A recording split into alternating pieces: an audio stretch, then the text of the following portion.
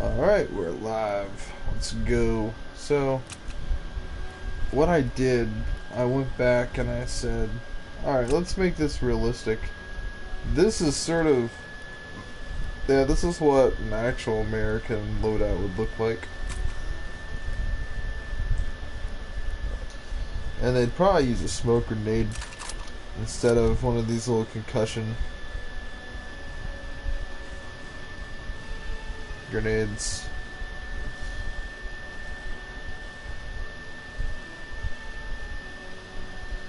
And as for primary American infantry,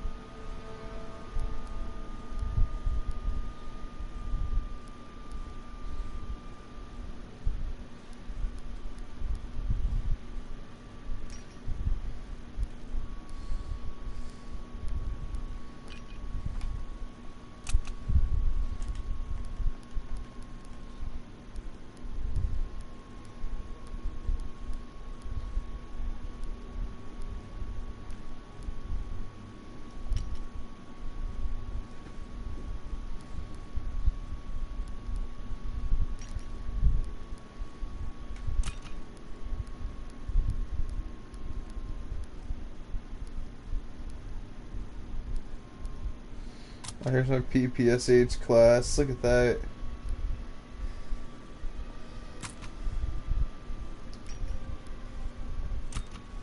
Beautiful. I'm a PPSH hound. I love the PPSH. Expeditionary. Probably wants more range. 10 rounds? Holy shit.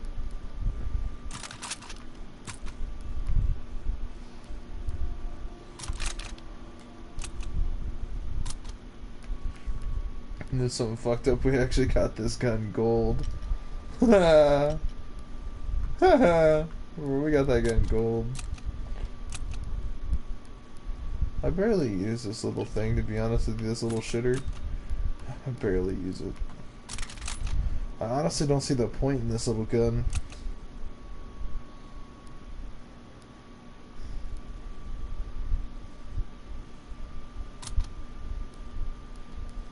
I really want this version of it. I like the plain Jane realistic looking guns. I'm not a big fan of the super like, oh man, look at this sweet ass skin I got. I'm not a big fan of that really. Dude up. That looks like a pretty cool looking bar, I'm not gonna lie. It just looks so different. And the only reason I like the cool hand is because this is actually what a bar bipod would look like, actually. Kind of, sort of. I don't think it would have that kind of stock. But, that would be pretty neat. Look at that nice SVT-40. God, I love those Russian guns. The Gruber 43, I really want the plain Jane version of the Gruber 43. Here's the Volkssturm Gruber. It's pretty neat. The Type 5. I have the stupid clockwork version of it. Apart from that, the regular Type 5 looks pretty nice. The M2 Carbine. Now the M2 is pretty sweet. It's like an M1, except this is actually full auto.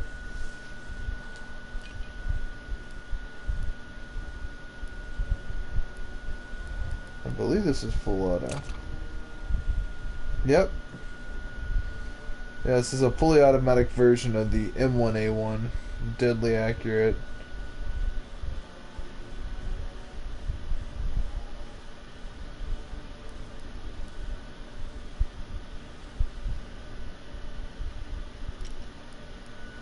I also like how they chose the I like how the base model carries the paratrooper stock.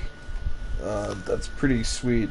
It's actually verifiably actually accurate to, you know, history accounts and stuff. Mainly because this little cheap stock was meant to make the gun cheap to produce and faster to produce them, and it would also be nice because a paratrooper can fold the stock in half, making it a lot easier to not only to conceal but make it easier to lighter to fit with the rest of their stuff, and also meant it didn't take up as much room. So definitely a pretty neat feature.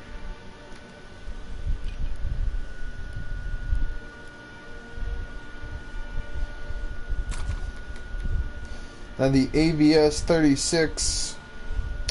Honestly, I have no fucking clue what in the world this is. It's like a, I don't know how to describe this. Looks like a full auto version of what would appear to be an SVT40, full auto SVT40 kind of setup there.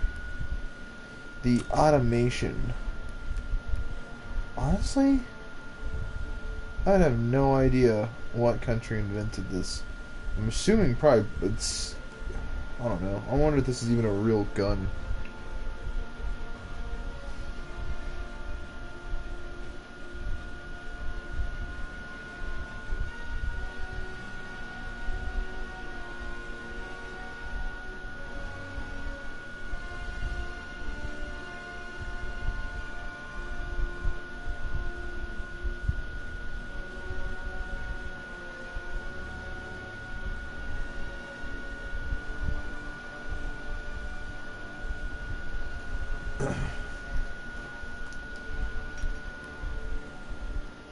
Now the NZ41 guaranteed this was an actually real gun. It's actually a bolt-action weapon modified to be in full auto. This thing is wonk ass, but it is historically accurate to how it would be in real life. The other thing is, this gun was rarely used, but it actually saw a lot of use. I think it was Poland that used this. I could look it up just to be certain.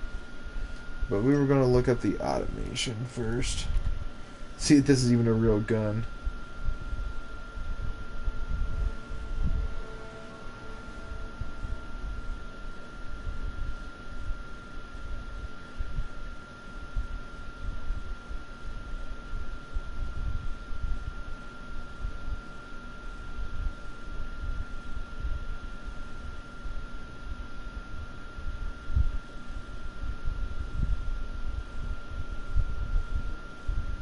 Alright, so the Fedorov Automat.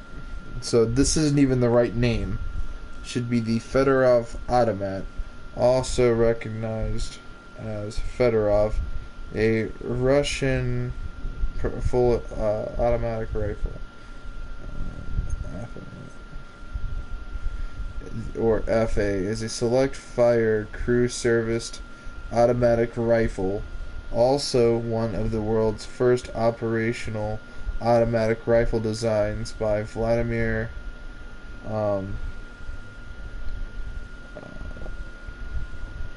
Gregovich Fedorov in 1915, and produced by the Russian Empire and later the Russian Soviet Federation Specialist Republic. A total of 3,200 Fedorov rifles were manufactured between 1915 and 1924 in the city of Kovarov. The vast majority of them were made after 1920. The weapon saw limited combat in World War I, but was used more substantially in the Russian Civil War and in the Winter War. Some consider it to be an early predecessor or ancestor of the modern assault rifle. Yeah, because it has the select fire. So that's really interesting, actually. The fact that I actually have this in the game is pretty neat. And it actually looks historically real to what the gun actually looks like. Though I would say that the wood grain is a bit off, but I'm not going to be a dick about it. It was actually designed in 1913, and like I said, the full main production model, the pre-war production model, was in 1915. So, yeah, this is actually pretty good, pretty cool. So yeah, no, you just learn something new every day. So ultimately why I love World War II video games. It gets me into it, you know, just like World at War and Black Ops 1 got me into world history here. Supplies ready for you, sir. Gotta keep pushing the line.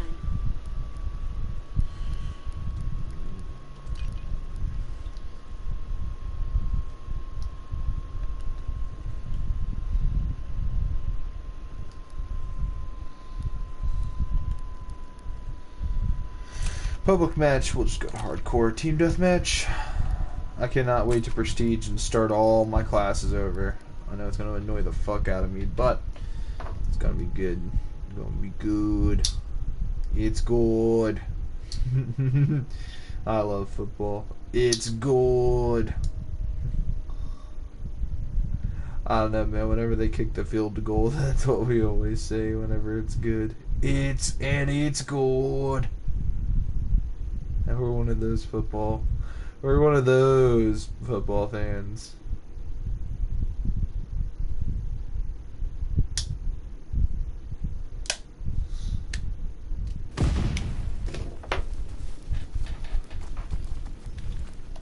Hardcore team deathmatch. Stay wary. Pick your shots. Damn.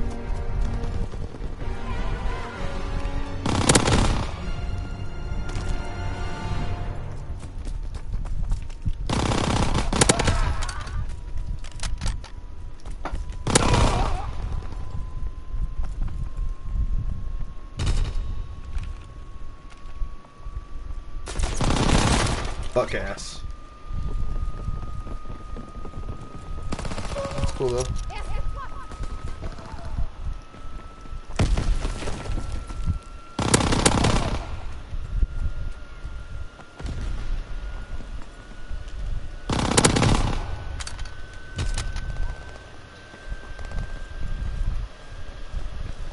Here's an interesting fact for you guys. You know, I never even put a dime into this game. I never spent a dime on loot drops or anything. I just straight up grinded this game with my dearest friend Dominic. Like, we really played the fuck out of this. So, you know, actually, the fact that people still... Oh, Shiza! I shot my buddy. I did not mean to do that. But the fact that I honestly was able to grind this game without spending a dime on it, just, it makes me feel so good inside, like, knowing this was my Call of Duty. Like, I actually liked this multiplayer. I actually really enjoyed this game in general. Yeah, no, because I don't use mods, I don't use cheats, you know, I don't do anything crazy or anything like that. I just played the game and I enjoyed it, and you know, when you have a game that's simple like that and is enjoyable,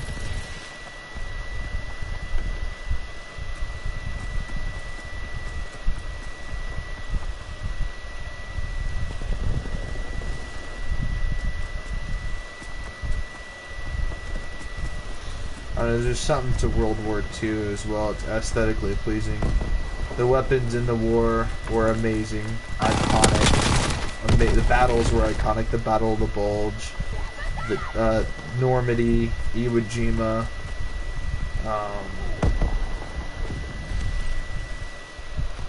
The battle in France, the French Revolution, again, not revolution, but the French Resistance, or the Resistance, or however they say it.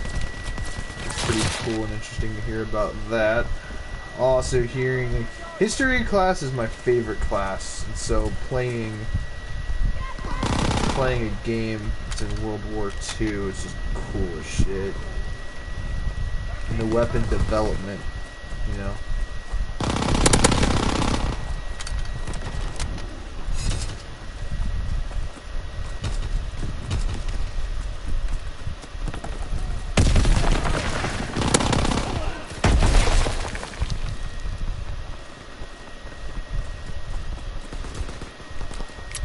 Hope I don't get a team kill on that. Oh! Oh, holy shit, yo! On stream! Yo! Random grenade kill, let's go!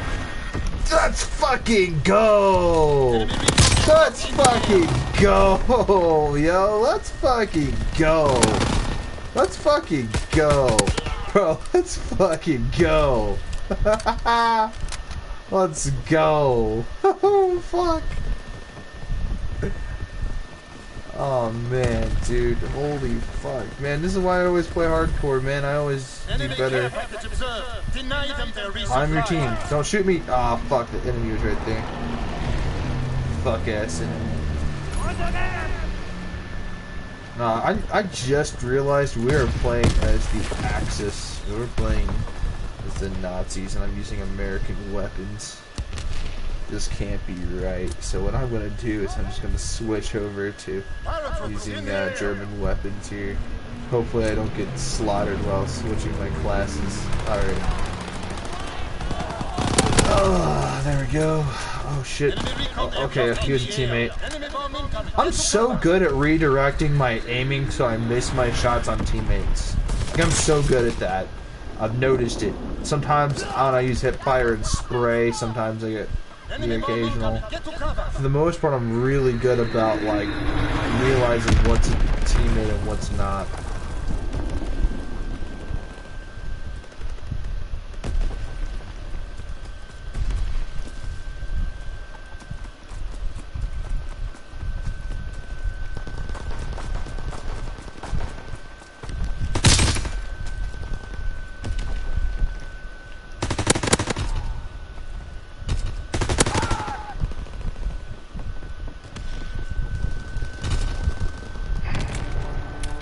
Damn it! Damn it! Damn it! Oh damn, 19 and 8? God damn, bro, where was my team? Where were they at, bro? I mean, it was 67 to 75 when it should have been 5 to 2. Not 5 to 2, 5 to 75. We should have slaughtered them.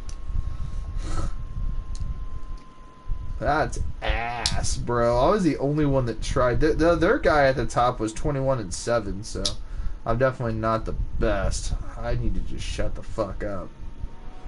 Well, at least I got positive KD ratio.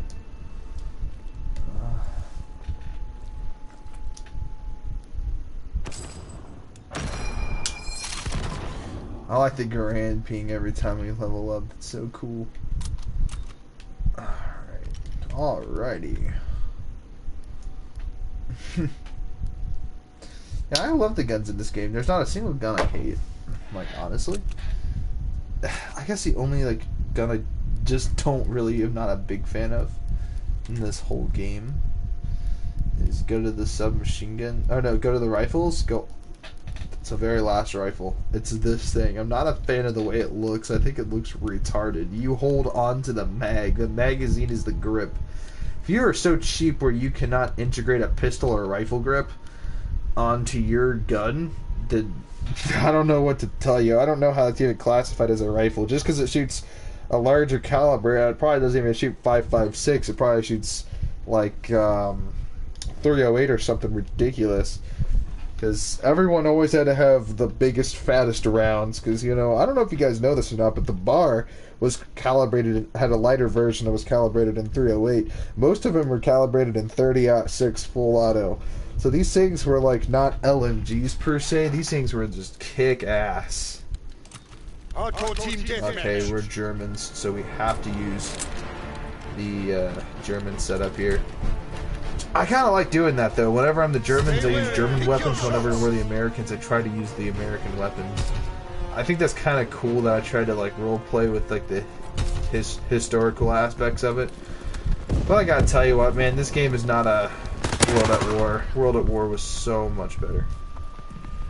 At least campaign and zombies wise. Multiplayer, I'm gonna say, is pretty equal. I find this multiplayer extremely enjoyable.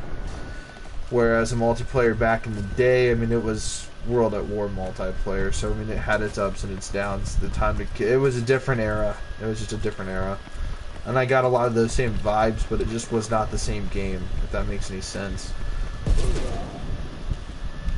Enemy recon aircraft in the air. Did I have a recon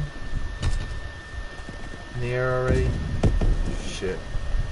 You know, I was popping off last game, but really, I didn't get it. Oh my god, my teammate! Oh, I was gonna kill him. I shouldn't have fired. Fuck ass. This is some fuck ass shit.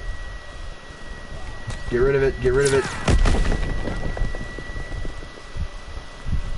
I think those stick grenades are actually called steel hand grenades.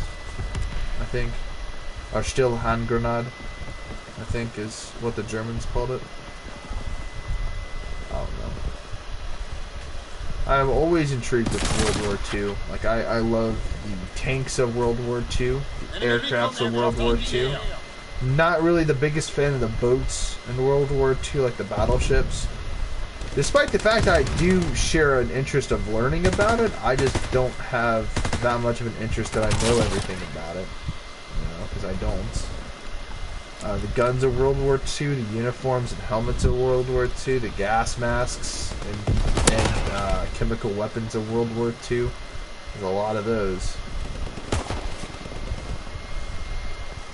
The like the artillery of World War II, like some of the artillery stuff.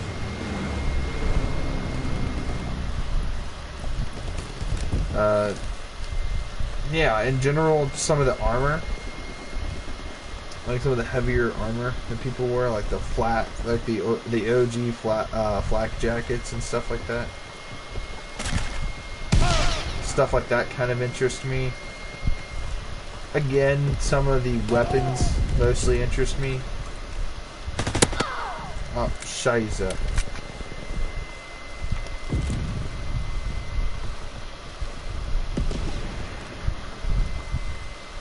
I don't know why I reacted like that.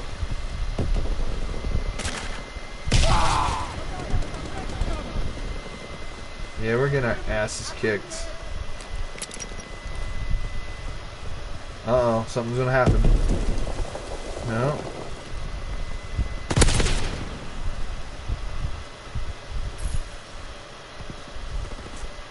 Enemy care package observed. Deny them their resupply. Enemy fighter pilot. Fall back. Yeah, I should have snuck up with a pistol because I really wanted to get this pistol gold. Because I got my 1911 gold. If anything, I really wanted to get this gun gold, and I also wanted to get my. I think I got my STG gold. I might have. I might not have, but I might have. I think. I really think I got my STG gold.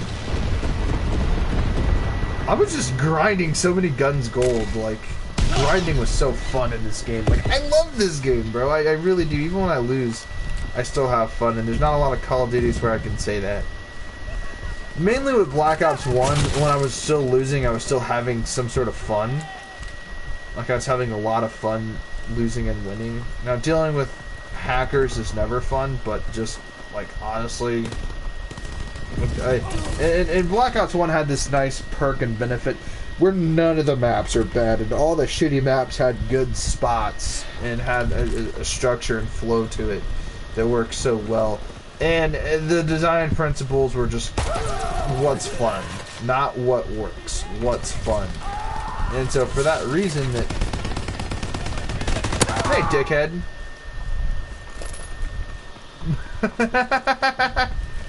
I'm sorry, bro. I had to get that team kill back on him. He was being a fuck ass. Illegal fuck ass. Illegal fuck ass.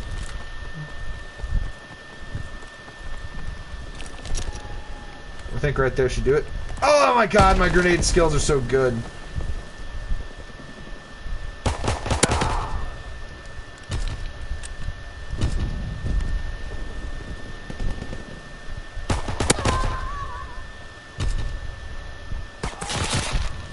Oh shit! He pulled some Red Dead shit on me. Speaking of Red Dead, I kind of want to play some Red Dead. Talking about history and games. The Wild Wild West. The Wild Wild West. And I ain't talking about that stupid Will Smith movie with like the fucking... Now that movie was ass. Not that it was Will Smith's fault, but Wild Wild West, that movie was just ass.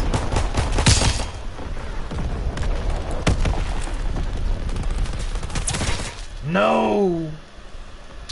But yeah, guys, I really want to get my PO8 gold. The Luger, you know, I was at a gun show once and they were selling an actual pre-war Luger PO8. So, you know, the whole pre-war, when you hear pre-war and you hear Luger, you know, it's a big deal because during wartime, production of weapons goes down. Quality control goes down because when you're in the war and a lot of troops died, a lot of weapons are lost. You need to manufacture these fucking guns, and you need to manufacture them fast.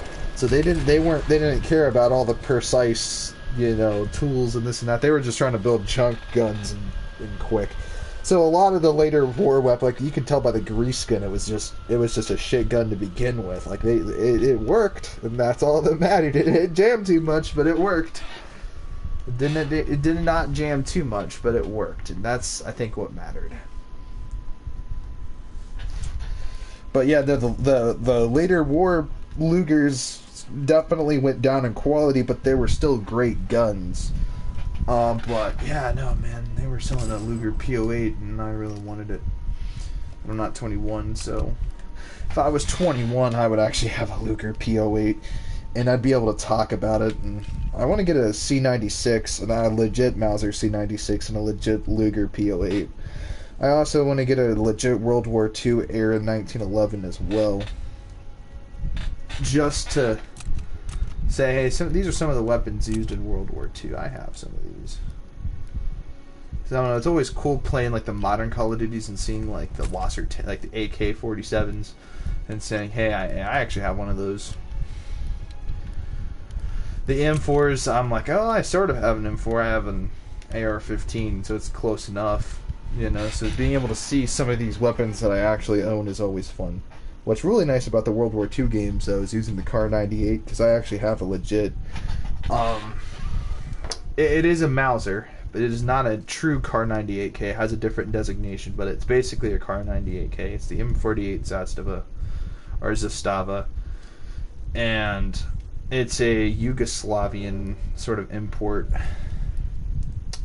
So what's really cool about that is hardcore team deathmatch. We're Americans. Let's use the Thompson, like we always do. What's nice about this is I like how it does not have the vertical grip, because in real life, the military did not want that.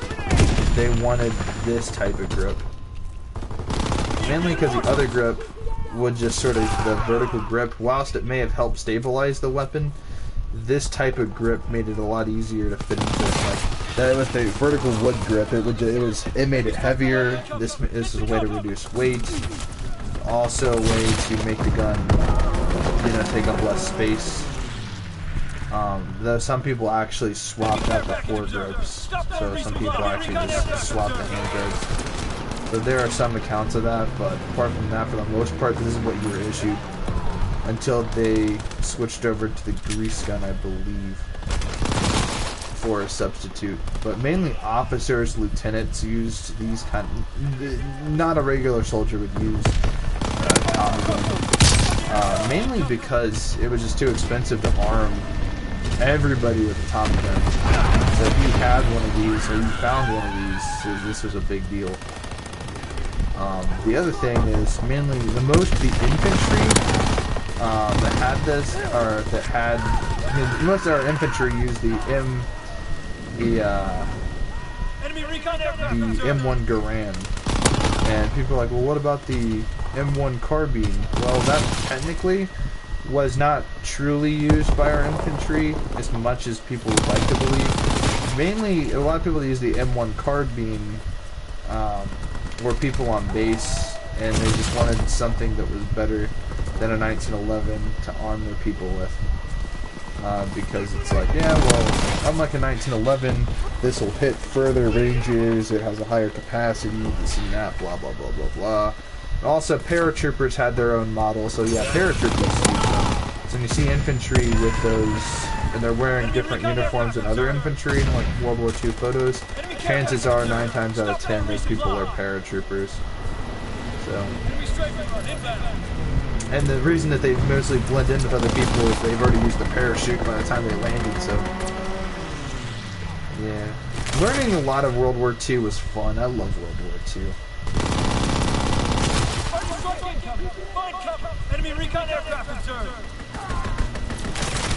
Oh my god, he's hiding in the bodies.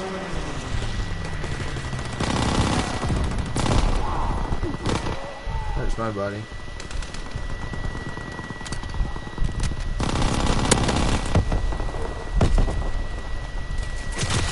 I'm honestly surprised that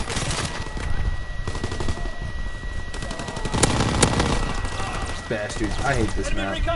And this is the one map I do hate for this Call of Duty. But this map has been in so many Call of Duty games. Shipment was that map that was perfect for the 1v1, you know, crowd of people.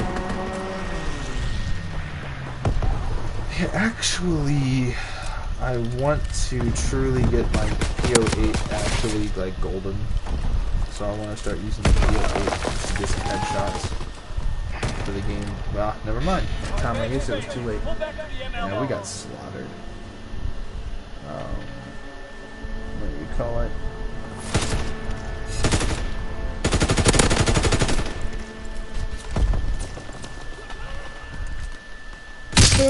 Another World War II interesting thing I'm interested in is some of the propaganda from all the different countries, seeing what the government wanted their people to listen to, and you know, to some of their methods of getting people involved in the war. That was interesting. We all remember Battlefield 1.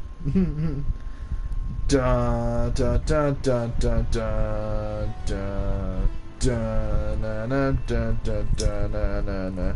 Yeah, when that was the song chosen, you know, 'cause I'm a big fan of like Smashing Pumpkins, I knew something was wrong, because it's like, that doesn't make sense. And yeah, no, I was not a big fan of Battlefield 1. Thought it was a cool game though. Let's see how long I have to camouflage. Ooh, I'm not that far away from it, really.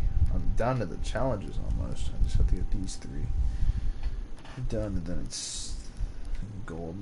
It's the little challenges from there. I think I already... Let's back out for just a second. Let's look at some stuff real quick.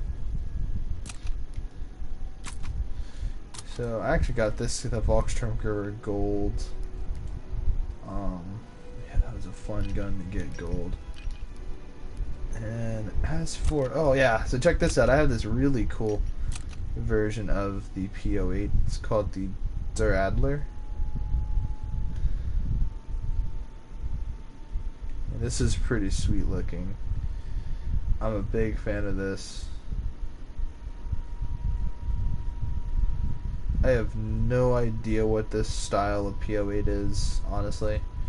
But I know it was a very common style. I think this was an earlier model PO8. And I have a cool grip on there too. The NZ41. I have no camos for this gun because I barely used it.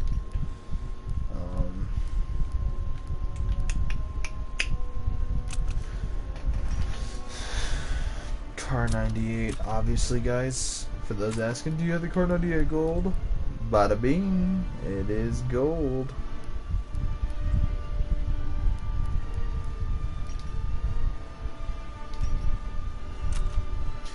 Yeah, the only real rifle I don't have gold is actually this thing. I have it down to the challenges, and I'm working on it. But apart from that, nah, man, I have every other gun gold. The M1a1 this gun was fun to get gold.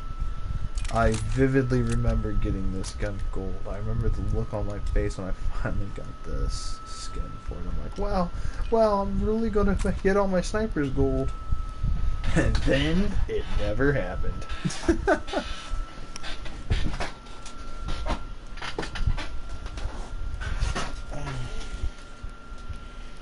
The Type 38. Ooh. The Type 38 is a Japanese sniper. It is deadly, fast-firing bolt action. Offers a one-shot kill from mid-chest and above. I believe that this is an Arasaka, is what the Japs called it. I got the Black Hornet version. Pretty slick. The Ronin 2 looks pretty slick too. The Hydra, not a fan of that, but the standard version? Oh, hell yeah. Well, let's look up the Type 38. So that might be a gun I might be interested in buying. Type 38. Arasaka. And it's spelled A-R-I-A. No, A-R-I-S-A-K-A. If I'm correct. Yep. So the Type 38 Arasaka is just your bolt action. I like the Type 99 Arasaka. Ah, fuck it. I just own both. Why not? I'm always buying guns. I'll find an excuse to buy every gun. Huh. The Lee Enfield, I believe I have this gun gold. Look at that. Oh god. Yeah, no, I believe I have this gun gold. The 3-line rifle. The no surrender variant. I believe this is a Mosin-Nagant, I'm pretty sure. I really want one of those Mosin-Nagants. Those are amazing rifles.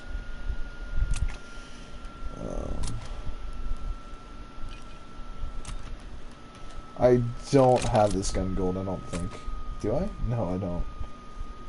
No, but I do have all the headshot challenges done for it.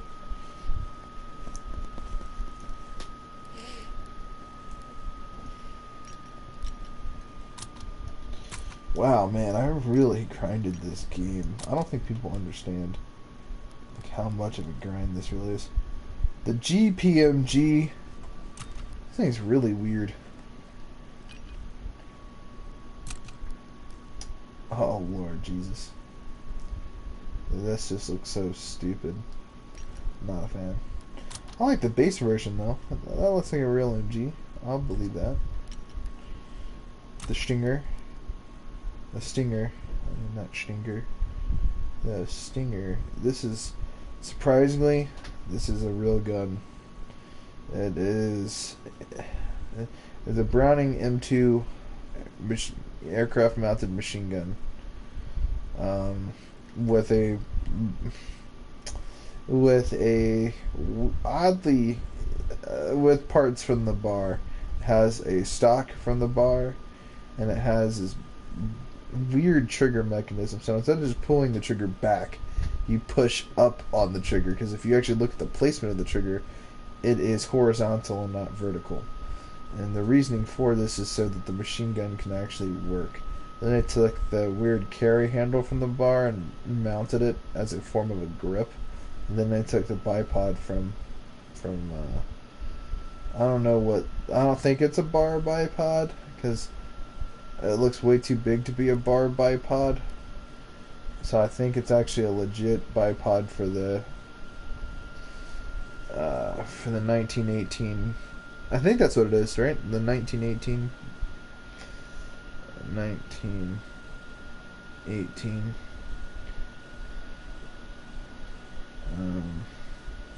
M2.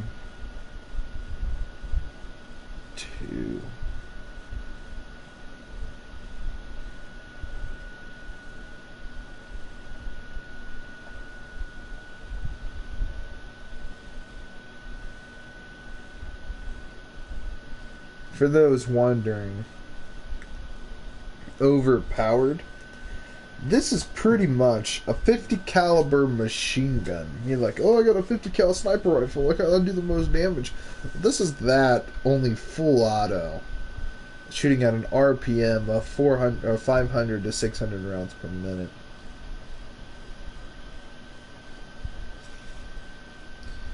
Yeah.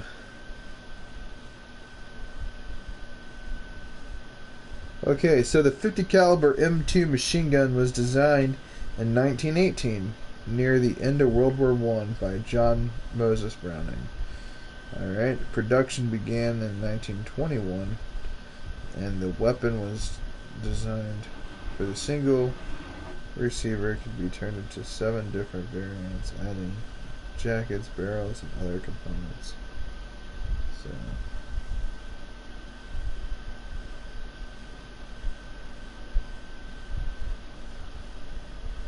That's about the end of World War I. This gun was already designed in 1918, but obviously being able to get parts and being able to make his design work through testing and all that, by the end of it all, by 1921, real true production began. And with this going to be a vehicle, tank, and aircraft mounted machine gun, but mostly on aircrafts. I don't think there's much tanks that actually have this gun mounted onto it. I think there might have been a tank crew that used a Sherman that may have had one of these on there, or something like that. Or maybe a lot of tank crews had these. I'm not entirely sure, because I know this is more popular on aircrafts than tanks. I think they use something else for the tanks.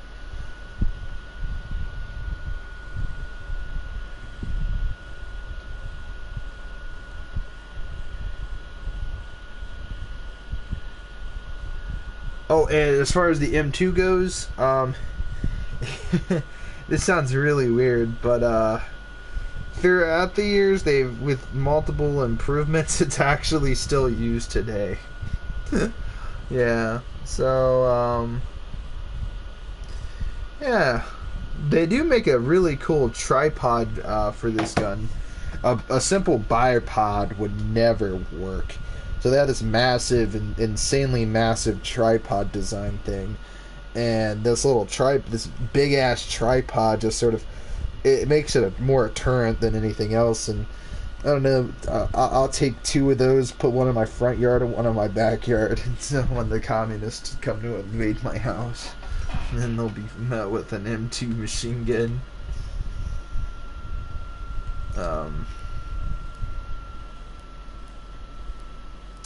I don't know, funny. Oh, I have an STG. Did I get my M1 Garand gold? I'm 90% sure I did. I'm 90% sure I did. Oh wait, the STG? Oh fuck yeah, why didn't we buy this in the first place? Let's go. Did I get this gun gold? Oh, I did. I got my STG gold. Look at that. I'm pretty sure I got my Garand gold as well.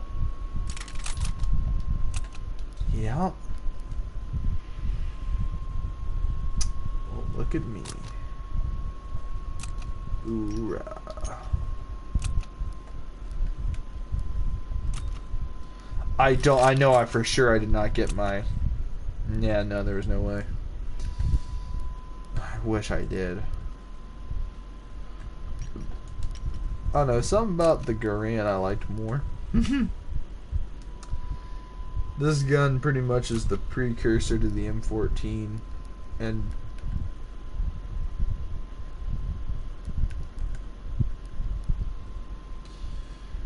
for some crazy people out there,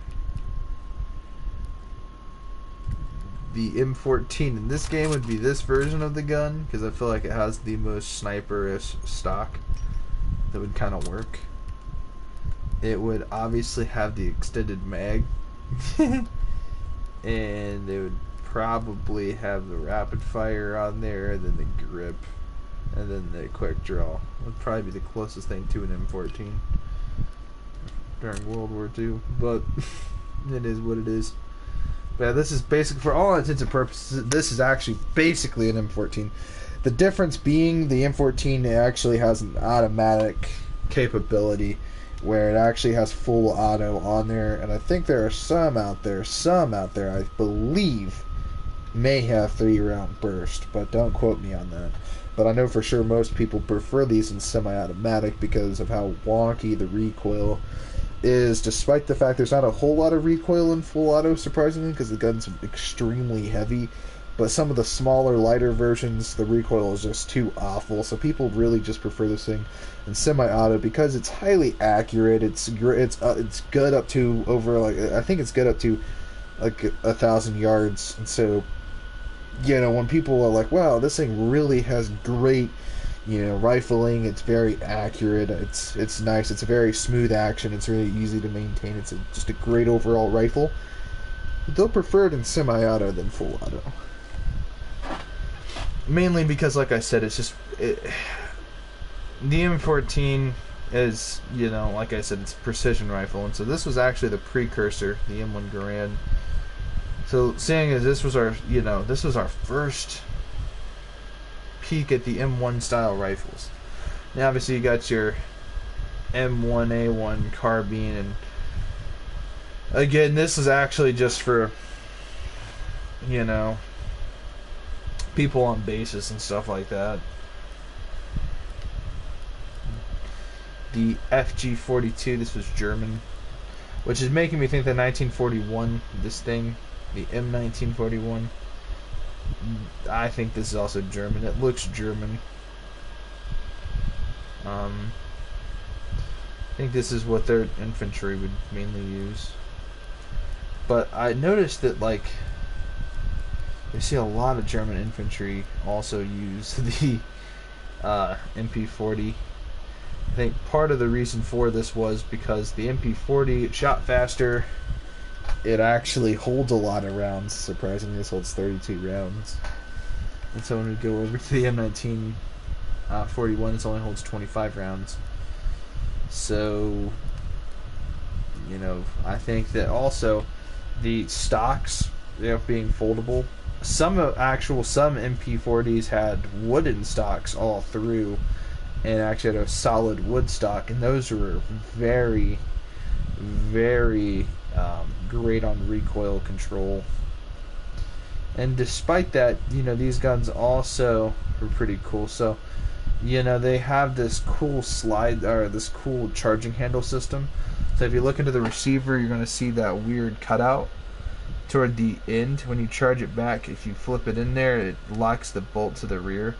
And I you know, I'm assuming that this is where HK got their, you know, bolt lock system for like the MP5 and stuff like that.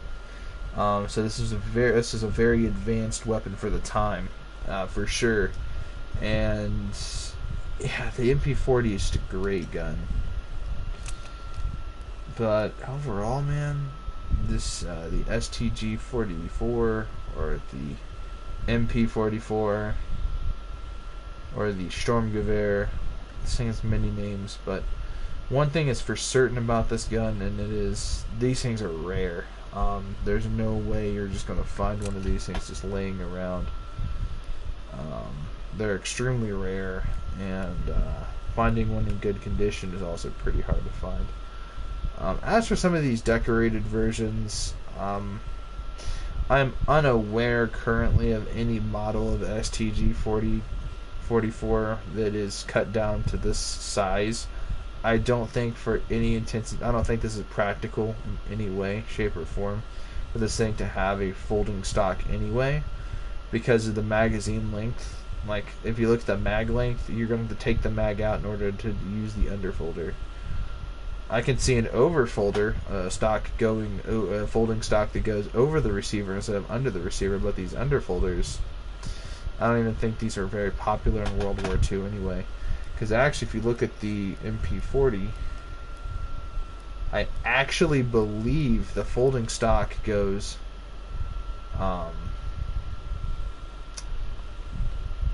no, yeah, it's an underfolder.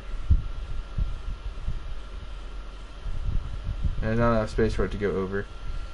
There are some folders that fold on top of the gun. Now, the side folding, you know, the stock that folds to the side, that's more like more of a modern thing. And to be fair, it did exist in this time period. If you look back to like this folds to the side, but really this is the thin wire stock, and it's very unstable anyway. It really sucks. This thing can break very easily if you try to, bash somebody in the face with this stock. It's not going to be effective at all. In fact, you might actually break it by doing that. But firing a full auto weapon with this kind of stock may also wear it down a lot faster as well as just the general conditions of war, having shit being flown at you, dropping this gun from a far distance, or using this thing to break stuff, and using this weapon more as a tool than a weapon itself will definitely wear down on this type of stock a lot faster than something with a solid stock like this here. So, I don't know, man. I think the whole folding stock is something more of like a modern day kind of thing. I don't think it's This looks really nice, by the way. Look at this. That looks nice. I want that.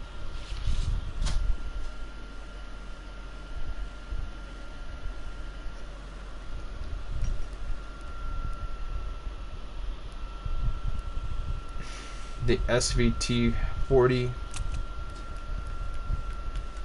Obviously, this gun would grow up to become the Dragunov or the SKS, maybe. Not really. This gun grew up to become the Dragunov, and the SVT-40. This thing's just amazing. The semi-auto marksman assault rifle delivers a high damage that can take down enemies in 2 shots. Well, sorry to put this, but this is not an assault rifle. It's just a rifle. It's a semi-auto rifle. And look at this wonk-ass shit. Look at this. Alright, that looks pretty neat. The Volkssturmgewehr, I believe this gun was experimental. I don't think it was actually used. Correct me if I'm wrong. There are no known photos that I know of that have Nazi infantry holding rifles like these. So let's actually look it up on the internet. Volk Sturmgewehr.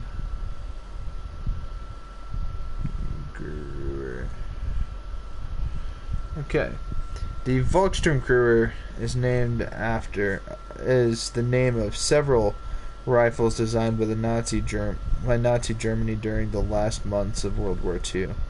They shared the common characteristics of being greatly simplified as an attempt to cope with the several lack of resources and industrial capacity in Germany during the final period of the war.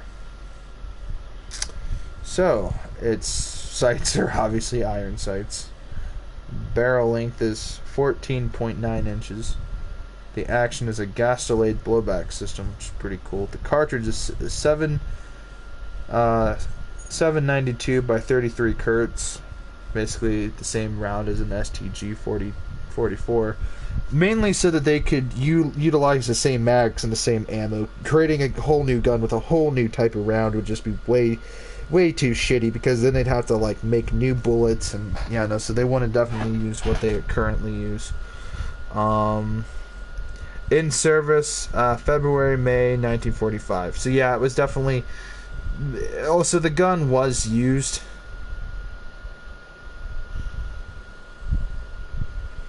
But obviously, it's just not.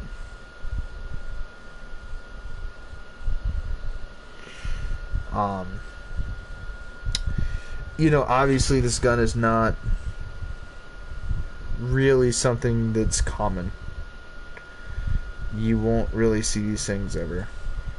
Like.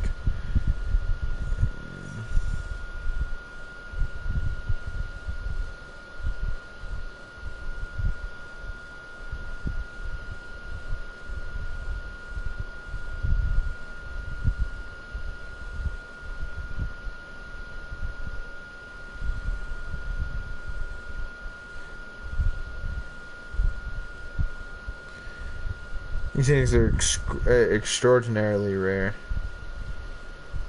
Here's actually a real picture of one. I can't really show you guys. Obviously, I'm streaming, and it wouldn't really work because I'm on my phone. But there's a real version of it, and it looks to have the same wood grain. Most of the German guns actually have this type of wood grain. Things well machined and well put together. Now, clearly, they say overly simplified. This thing is a work of art. Yeah.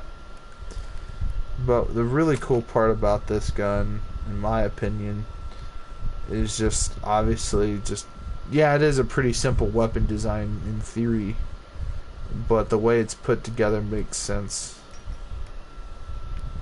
This gun's a burst fire.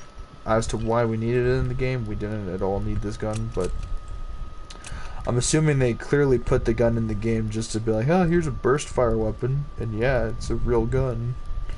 It's kind of like, yeah, it was never really needed.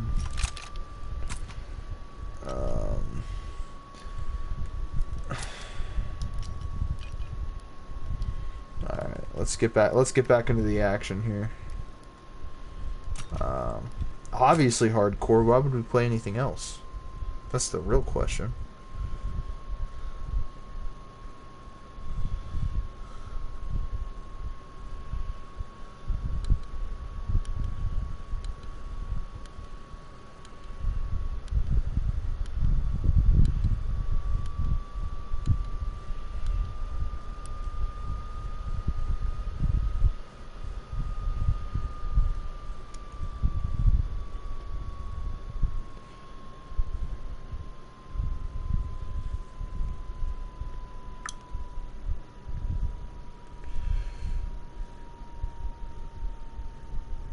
The one thing I will say that really pissed me off about this game, it did not have the Tokarev, which, for those wondering, it was a Russian officer pistol. And for the most part was like a common like Russian handgun. It's actually very accurate. And to look at it from an outside looking in, it does not at all look like the grips actually be very like comfortable, but they're actually really good. Actually, they're ergonomic, and they don't look ergonomic at all. But to look at it, you wouldn't think twice about it. You're like, well, that's a ugly looking gun, but really, it's not so bad. And so, I don't know. The only handguns in this game, really, the base game, not counting the weapons after, but really only like a Luger P08, American 1911, and the for whatever reason they put a full auto C9, Mauser C96. Oh, shit. Yeah, this map's chaotic. I'm being shot by my own teammates here. Yeah, we're gonna leave this because I don't like this map on hard. Like, I'll play this map on core, but on hardcore, no, because you have teammates. You call a score streak on hardcore, and it's like a barrage or something. You're gonna kill your own teammates, and you get kicked out of the game for killing your own teammates, and man, it's just not fun at all. Not on hardcore. On core, yeah, but not on hardcore.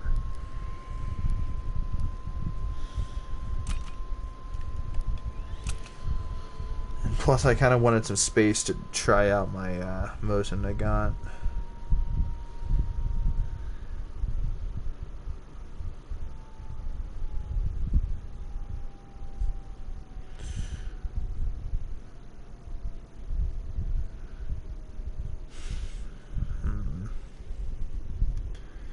And so the Tokarev started its production in 1930, so there was definitely a lot of these things rolling around during World War II. They did have also the Nagant M1a1 which is basically a revolver. It's called the Nagant revolver. You can look it up if you're really intrigued by Russian weapons like I am. I love Russian guns. They're some of my favorites. It's just a shame that we just don't get a whole lot of these.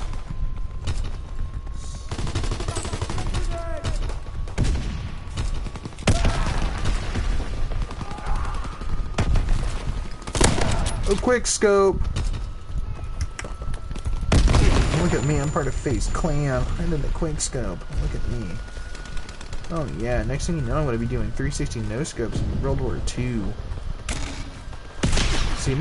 See, look at this, my ancestors would teabag on your corpse. I'll do a 360 no scope with a bow. Fucking, that whole shit really annoyed the fuck out of me, bro. The whole, look at me, I can do trick shots only. If you're not doing a trick shot in Nuketown, you ain't shit. How is that a headshot from hipfire, bro? Like, what am I, a god? Like, this is just meme worthy at this point. Just like earlier in the stream, I threw that grenade randomly, and I got that kill. I'm surprised it didn't kill one of my own teammates. Counterintelligence airborne. Shit, man. We have eyes in the sky. Enemy flag incoming. Random aircraft. This is not a sniper map, by the way. This thing is close quarters. Actually, fun fact, this is that zombies tutorial map where you're in that like little cabin.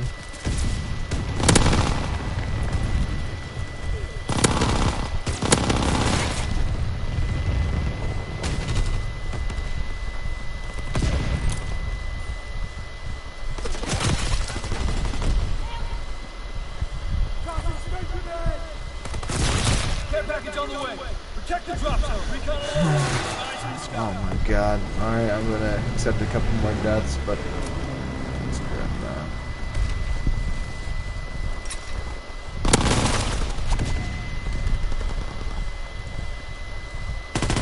Oh, that's my own teammate. Shit. I got lucky. I always get lucky.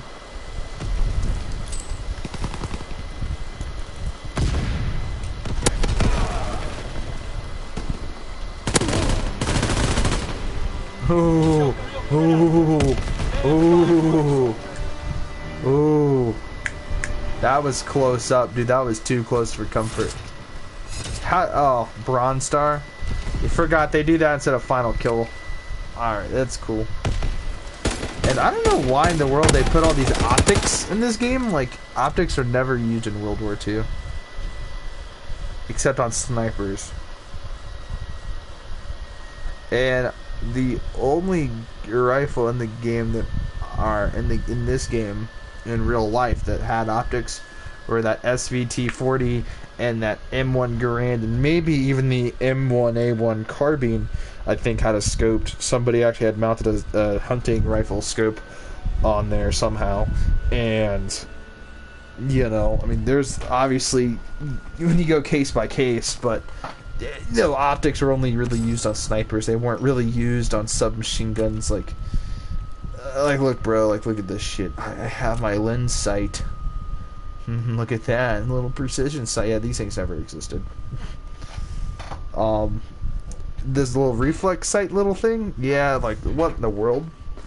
It's like, oh yeah, let's just take off a magnifying glass and let's put it on our gun. Let's draw a little dot on the center of it too. It's like, not quite sure that would actually really work.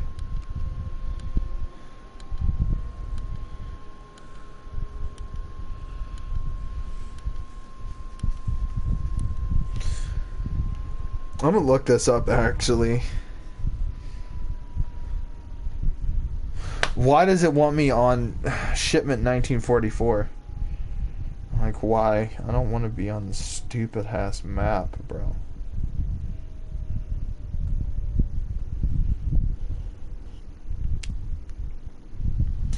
Very interesting, because there's one map in here that takes place in Italy, but I don't remember going to Italy in this game.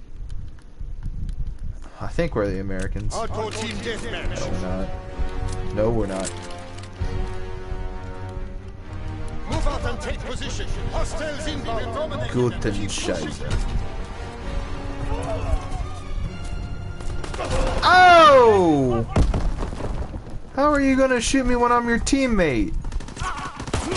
Oh, well, my reaction time's just ass.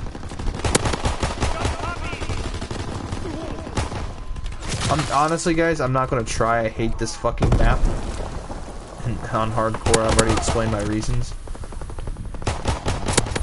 But we're just doing this for my pistol.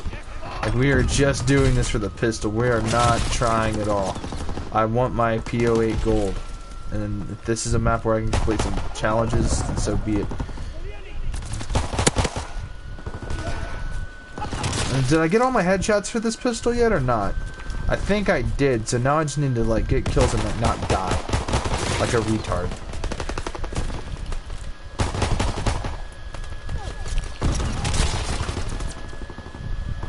Eat this steel hand grenade. How did my grenade not kill them?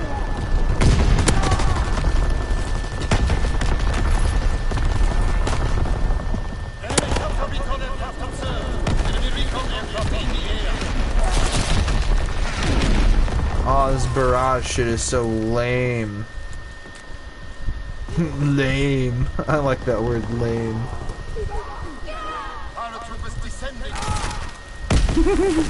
Lame. I don't know why that word is so funny. I like that word. I just don't really use it so much. As much as I used to. Dude, this is lame. Oh shit, that was a bad guy. Oh fuck, I ran straight into their nade.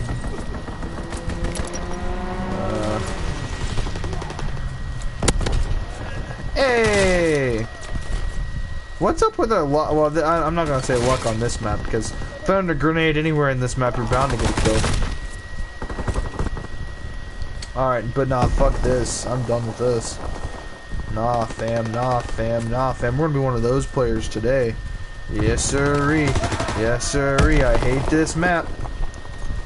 Yes, sirree, Bob. I hate this. There we go. Alright, they've unleashed the beast. Bada bing. Oh, oh, fuck you too, asshole. Ooh, you motherfucker, you.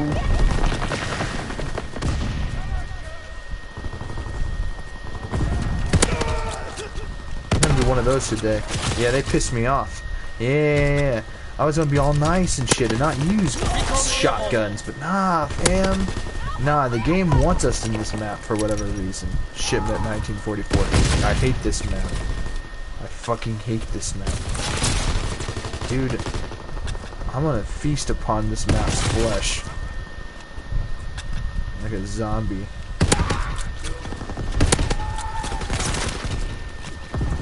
Hate this map. With a passion. Oh, you fuck ass. You legal fuck ass. Legal fuck ass. Shite. Oh, that was my teammate.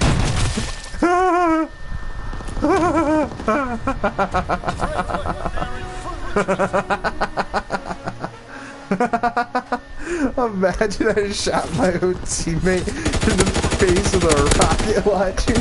Yo, I'd be a fuck ass if I did that. Imagine that from your screen. All of a sudden you see this dude with this big ass gun It just pauses for a second.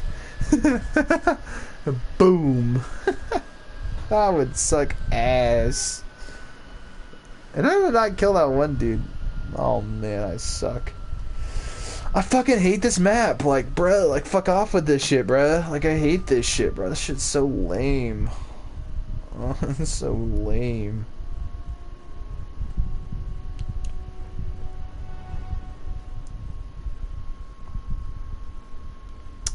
Boom.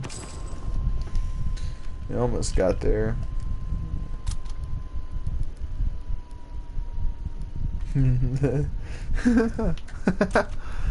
Bruh, that map sucks ass. I'll tell you what the problem here is. Oh shit. Oh shit.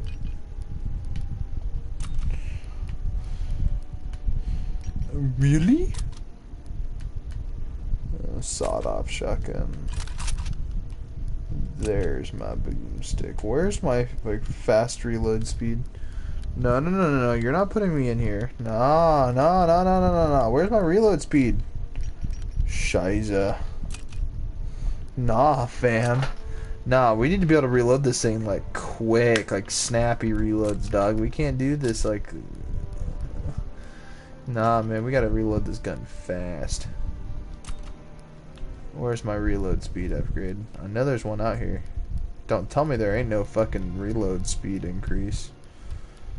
If you tell me there's no reload speed increase, I'm gonna be fucking pissed off. Bro, that's so lame, bro.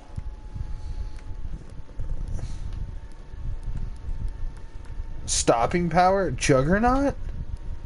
Throwbacks? Limited availability, can only be used in the throwback playlist? Bro, that is so lame. Remedy, health regenerates quicker. Hell yeah!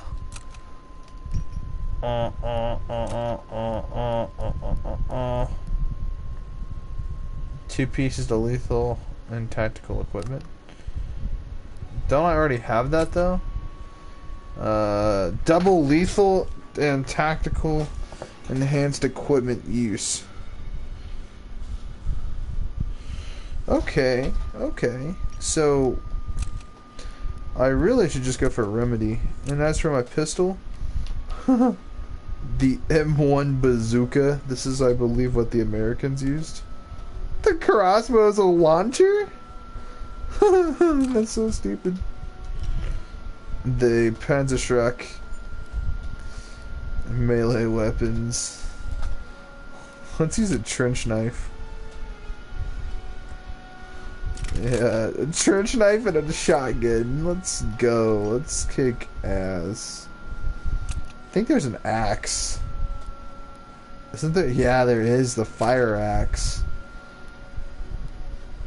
The fuck kind of tomahawk chop bullshit is this? Like, I'm a Viking. No, this is not a fire. This is more like a fire axe. Not whatever the hell this shit is. This shit is like some survival horror butcher weapon thing. No, I don't want to use that. Baseball bat? Bro, what the fuck am I Negan from fucking Walking Dead? Let's use that. Let's use that. Let's make this class fucking stupid. In fact, wait a second. No, they're telling me there isn't. No, there is. There are these weird. What the fuck is this thing? What the Crusader 2? Well, I like that. Whoa, whoa, whoa, whoa, whoa, whoa. I like that. That looks sweet. What the hell is this thing? What the hell? Why would you put a Tommy grip on the... Oh, dude, that just looks so stupid. I don't get that. Nah, what's the Luftwaffe drilling? What's really cool about this, I believe, is it also has... it's a triple barrel shot... Oh, it's a double barrel shotgun with an underbarrel that shoots a rifle cartridge. A toggle action. I believe it's a German semi-auto shotgun. The blunderbuss. the blunderbuss. This thing is, for all intents and purposes, this thing. Whoa, it looks sweet. But this thing's basically a fucking musket, like a fucking naval musket thing. I don't care for it too. I think it looks retarded. I'm sorry, it just looks retarded. Yeah, we're gonna go in there straight up with a baseball bat and a double barrel shotgun. Let's go. This is the ultimate class. Like, tell me I'm wrong. Please, for the love of God, tell me I'm wrong.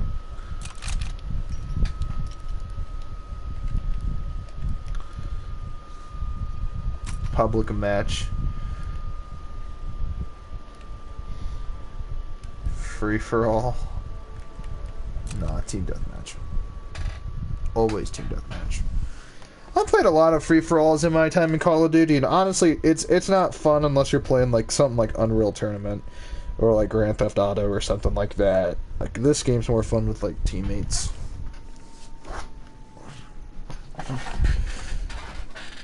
Fuck ass. I like that word, fuck ass. It's a funny word. Like, it's just a funny word. I love it. Oh, and it put us in a map with a trench. Oh, we're going to the trenches, boys. Pick your shots. Where are you? My name is Hans. Holy shit!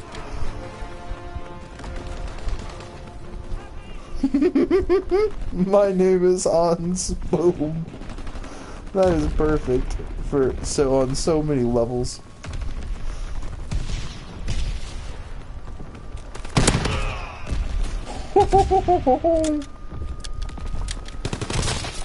Nine.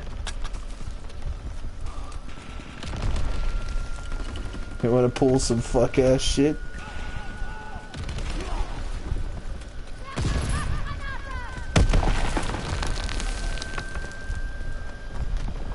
Where I come from, we use your head as the baseball.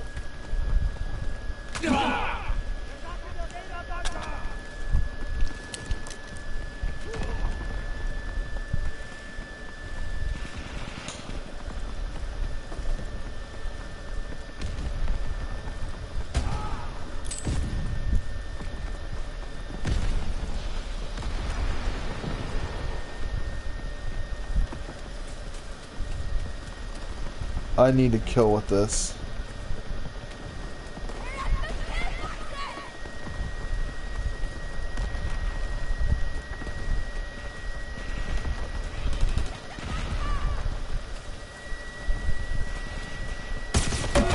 Oh!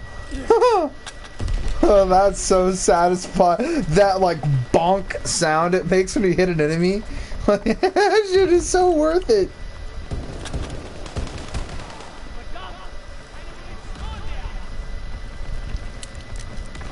You guys are a bunch of pussies. You guys gotta use guns.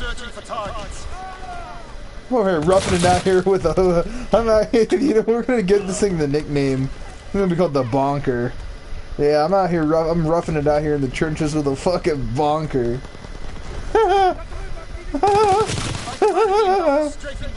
That's so stupid, bro. Like, okay, we're making a fool out of ourselves here. Let's cross over. Let's use something legitimate. Wait a second. Wait a second. There's an enemy around these parts. I swear to God, I saw that enemy. Now I'm gonna roll up into place. No, shit, I died.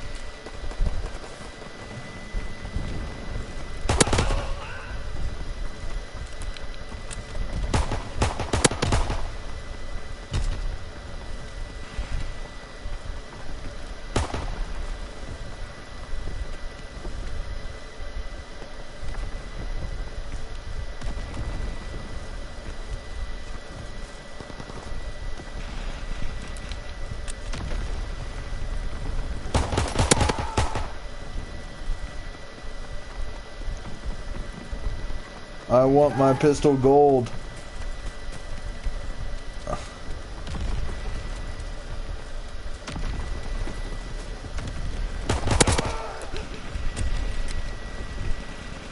I will stop at nothing. Till I get my pistol gold! Recon airborne. 9! Enemy recon aircraft in the air. That pisses me off. I need to... No, you will not kill me. Okay, sweet. Bro, this is so stupid. Firing for full effect. No! Okay, alright, fuck this. We've tried, we've tried, guys. We're gonna use the PPSH. I don't care what anybody says.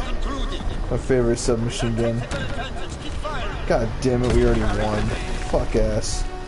I was too busy using a bonker. I'm roughing it out in the trenches with a bonker. That's so stupid, bro. Look at this shit, bro. Who invented these optics, bro? In what universe did they have optics like that in World War II? Like, give me a break. Like, they should never have included those in the game. Like, honestly, bro. Like, well, we need to have a precise shot picture. Yeah, dude, no, man. No. That shit's the World War II, buddy. Somehow, some way, I have one more kill than I do a death. That was horrible. That's horrendous. Oh, Jesus Christ. I don't know how we won that.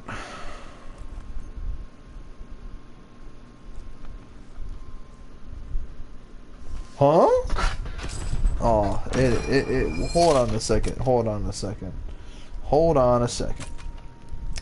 Nah. Nah, I saw that. Nah, fam. Hold on a second. Hold on a second. Nah, fam. Nah, we're gonna investigate that. Nah, I saw that. No, we're gonna investigate that. Hold on a minute. Would it be in here? Yeah, it'd most likely be in here. Hold up. Where the fuck is it? I saw that. Nah, you ain't slick with it. I saw that. I saw that headgear. Is this it? What the fuck is that? High altitude? What the fuck is that? That's fucking creepy. What the fuck? This. And I have it. What the fuck is this? This type of gas mat. I own this. Nah. I own one of these things. This wasn't even invented yet. Alright, hold on a second, bro. What the fuck? This is what I'm talking about, bro. I own one of these. Yeah, well, mine's an M17 gas mask, but this thing wasn't even invented yet. I don't believe so. So mine actually has this cool thing with this straw. It attaches to the front piece, and basically it plugs into your canteen, so you can actually drink without taking off your mask, which is very, very helpful. Mine has interchangeable lenses. I guess the lenses are different. Mine are interchangeable. Dude, that is so cool. But that's unhistorically accurate, dude. Gas masks in World War II were like... Nah, man, that's not historically accurate. It can't be. I own one of these things. Mine's more modern and mine's different color. Mine's matte black, but... What the fuck? Hold on a second, I'll be right back. I'm gonna go get it. I'll be right back. Do a comparison.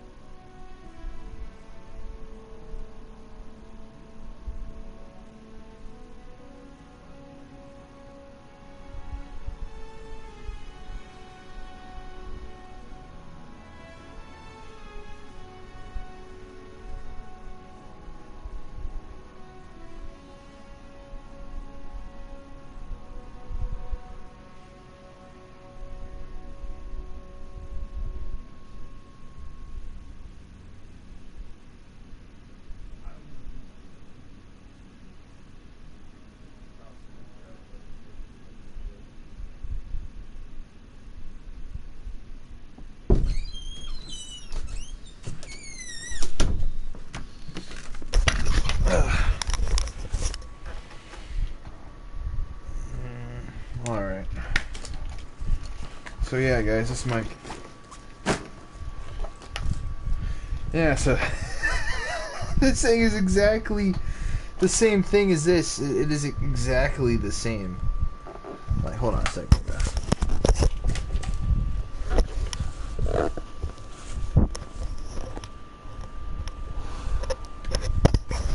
Okay. Alright. Yeah, dude, this thing's pretty much the same. Mine has this thing on the front where if you push it down, it gives you your straw. Or you turn this little knob and it gives you the straw on the inside. You know, for drinking and stuff like that. It's kind of neat. And the straw just kind of pops out of the side like that. There's no point in really doing all this because you guys can't really see it. Yeah, no, this is pretty much the same thing. Yeah. The nose looks a little bit different than mine. Mine sticks out a little bit more. Oh, dude, that's so sweet.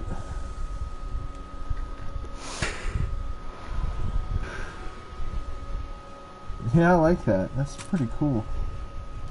And that's on my commando loadout. Yeah, that looks sweet.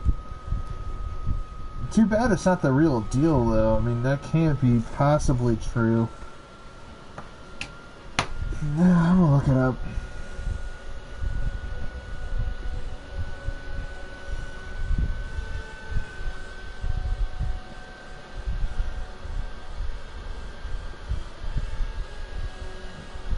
Huh.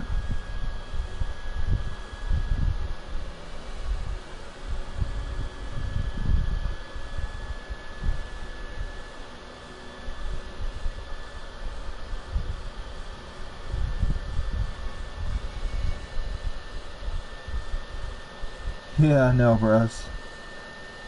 Yeah, it's not legit. But it's definitely pretty cool they added it in the game. Even though, unfortunately, it's not historically accurate. Shiza.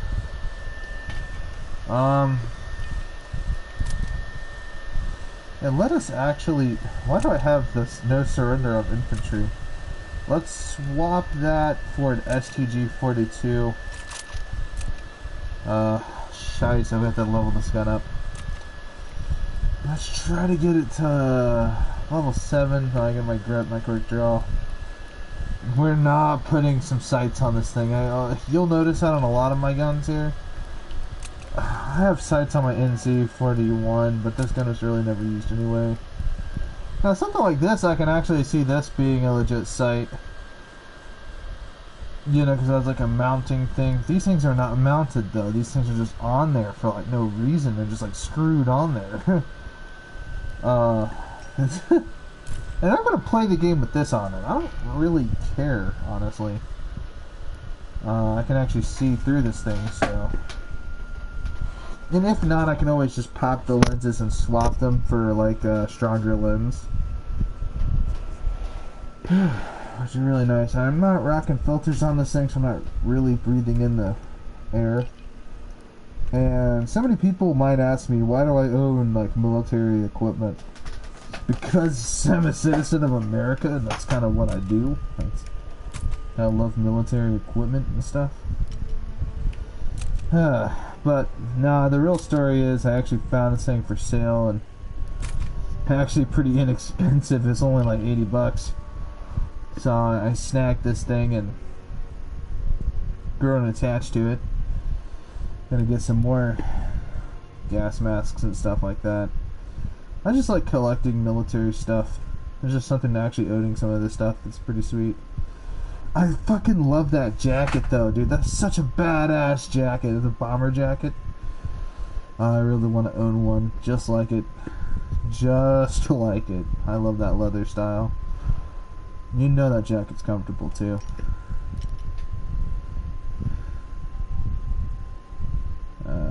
Love those flashlights too. Wait a second. Uniforms.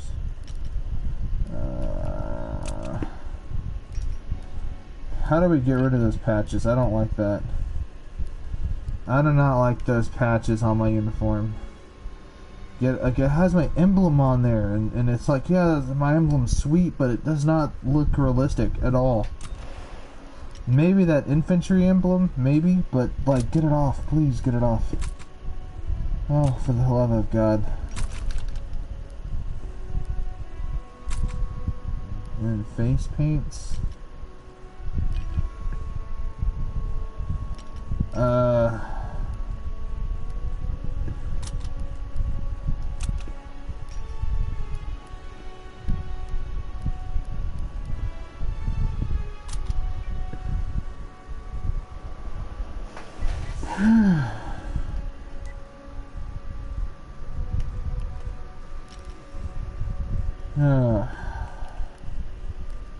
New supplies ready for you, sir. Gotta keep pushing the line. 20 minutes left. We could go for another 20 minutes. Let's see what happens in 20 minutes. Let's see what new contracts come out. Turning to the line. We're about Some rifle kills, shovel kills. Don't care too much about that. Activate 10 score streaks in training. What are my current orders? Oh. Okay. Let's open these real quick. Oh! 9! Huh! It gives me a lot of, points, though. That's pretty sweet. Alright, cool. Now I'm at 16,000. God damn it. Not you. We're moving on to a new objective. Okay. And we're gonna go.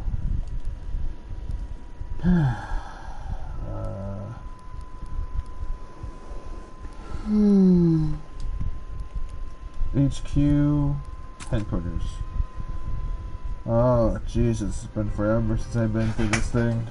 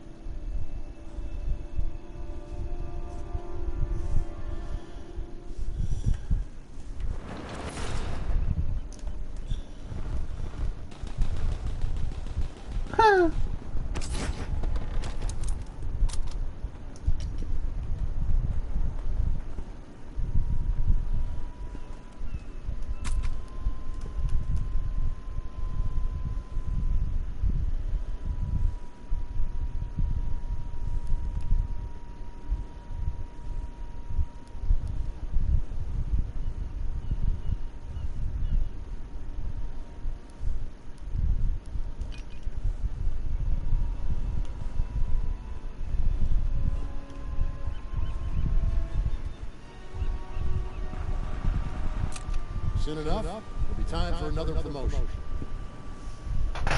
Hey, Prestige 7? Oh, that's gotta be fun. Always prestiging.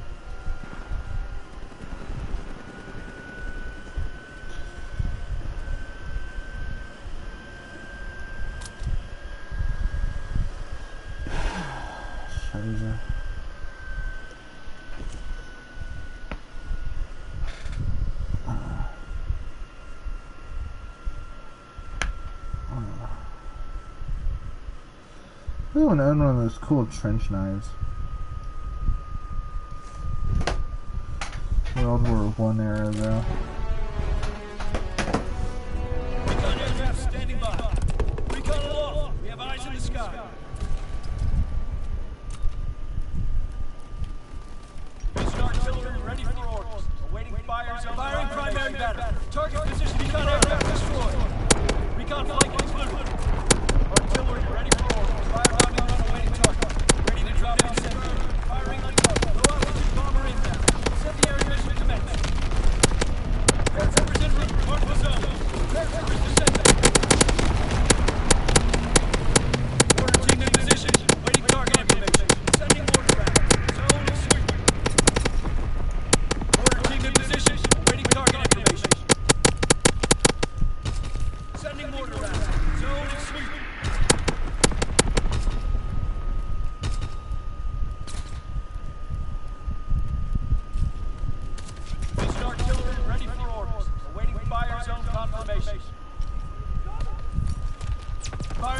battery 1. Target position confirmed.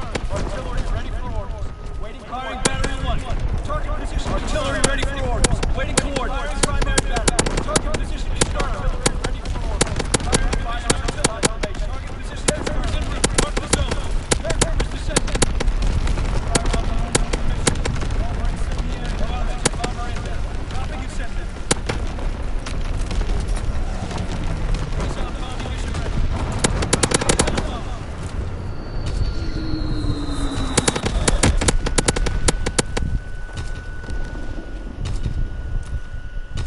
Fighter aircraft scrambled. Hold the target. Fighter aircraft ready. All for a straight run.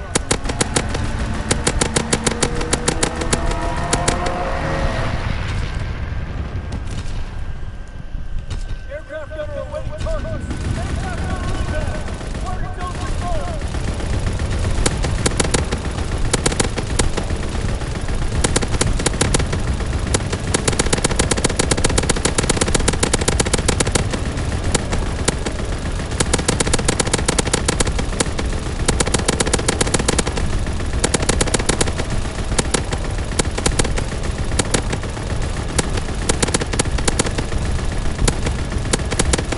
All turret gunner leaving the airspace. Carpet bombing run ready for target. Carpet bombing run inbound. Bomber mission ready for order. Paratroopers en route. Mark the zone. Anti-aircraft battery in position. Ready to deny the skies on your order. Anti-aircraft salvo commenced. Clearing the sky. Team in position. Waiting target information. Order team in position. Waiting target information. Sending order back. Zone and sweep. Artillery ready for orders. Waiting coordinates. Firing battery 1. Target position. Artillery ready for orders. Waiting coordinates. Yeah, we're gonna give him hell. Target zone locked. Yeah, yeah. Bomber ready to strike on your order. Order team in position. Waiting target information. Sending mortar rounds. Zone and sweep.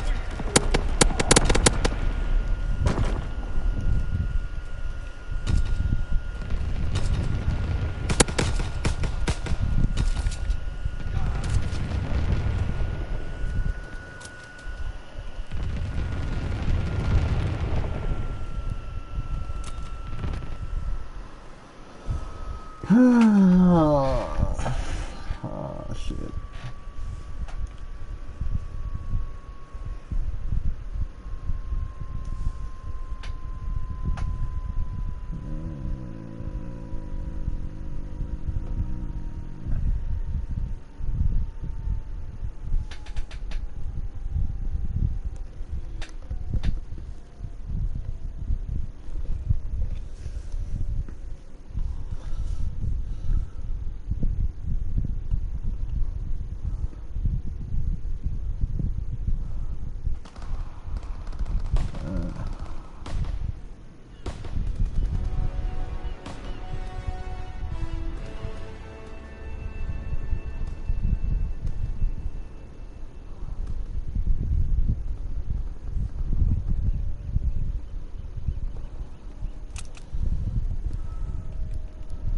Listen, mission priority shit. You up for a new challenge? Oh, shit. Holy shit. You got 20,000.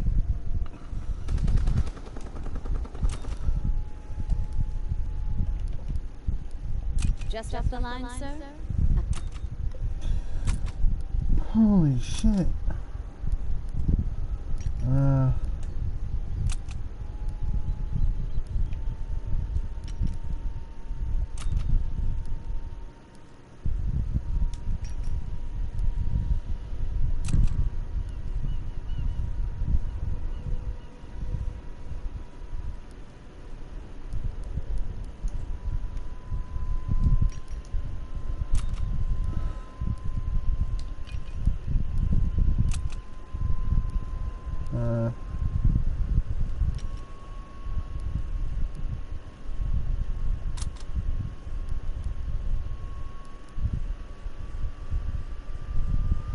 That's some wonk ass shit right here.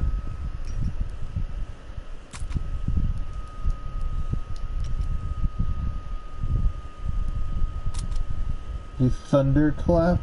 That's awesome.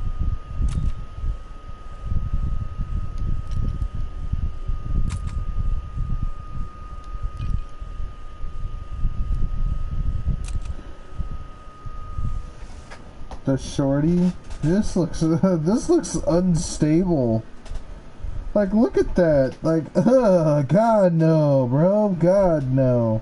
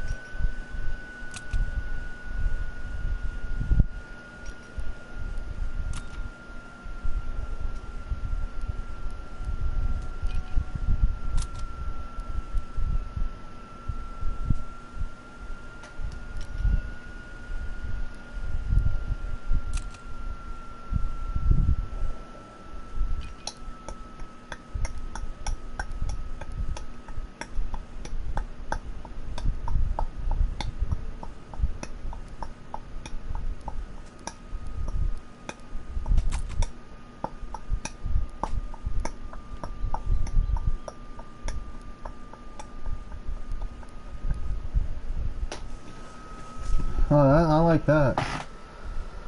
That's pretty sweet.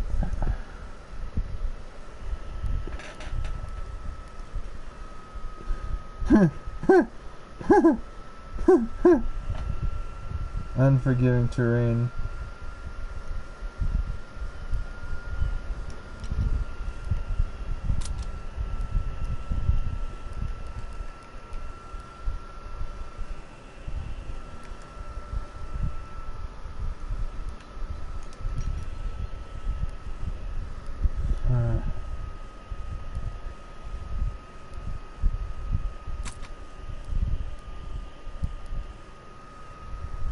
The Prometheus, this is gonna look stupid.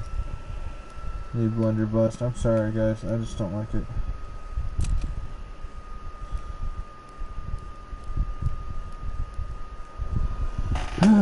Okay guys, fuck this. We're getting back in the action. I can't take it no more. We have to get back in the action. Wait a second, how much longer do I have to the next contract? Looks like your luck's holding up. Resets when? What time does it reset?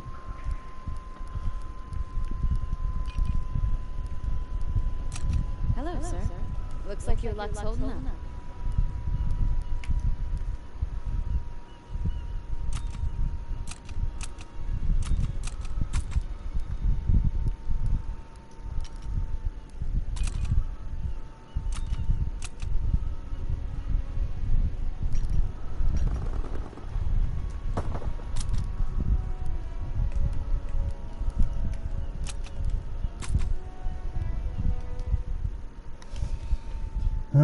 Hopefully it actually gives me the VMG LMG because I really wanted that. Okay. I don't know if I should play with this thing on. Like, I don't know if this makes it harder to hear. Hold on. Ah, there we go. But yeah, no, that's definitely the same gas mask I own, except it is gray and mine is matte black. That's pretty cool.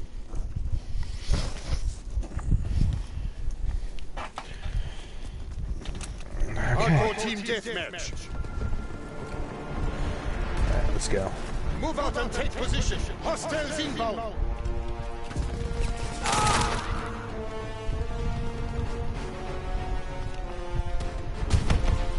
Oh, sweet.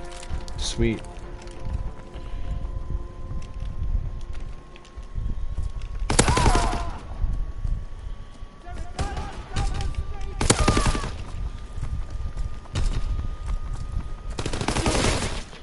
Ah, you bitch.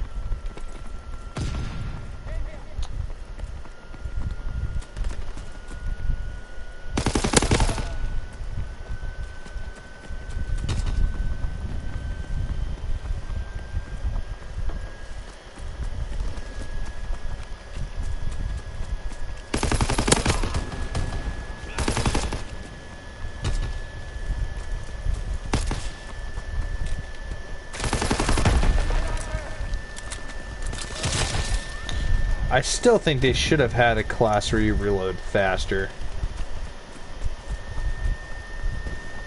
I mean, fuck, they have it in zombies.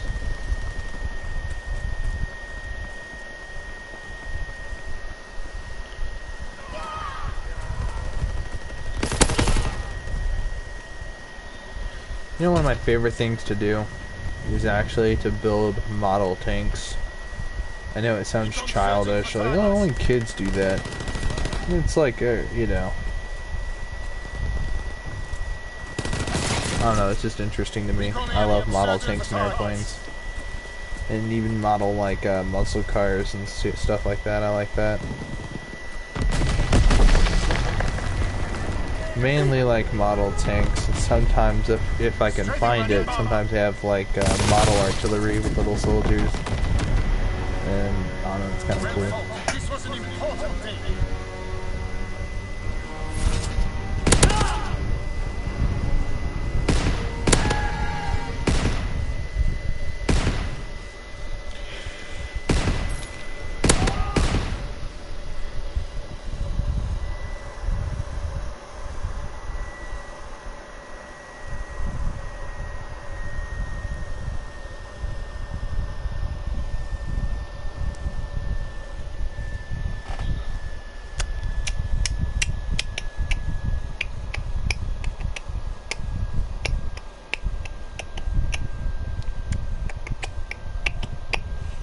Alright.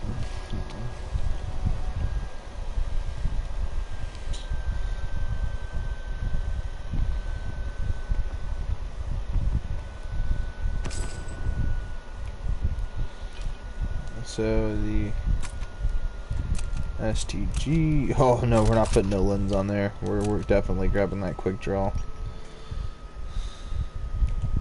Next upgrade is gonna be the grip. Unlocks level 4. I've got my gun till level 3 already. We could run this thing gold plated if we wanted to, but I don't know, I like historical accuracy.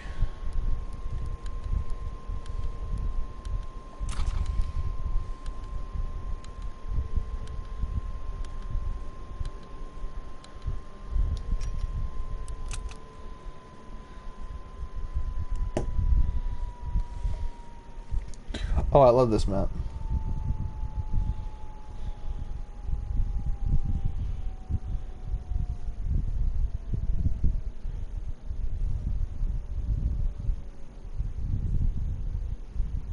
Santa Maria du Mont. I think that's how you pronounce it. I don't know, I could be mistaken.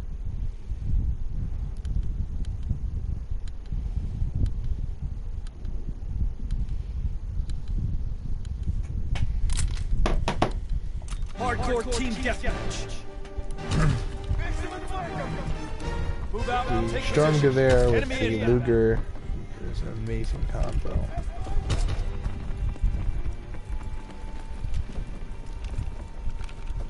Fire superiority.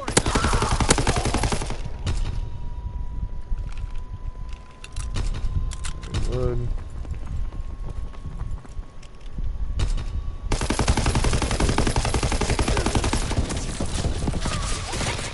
Damn, bro, fuck. I know some people.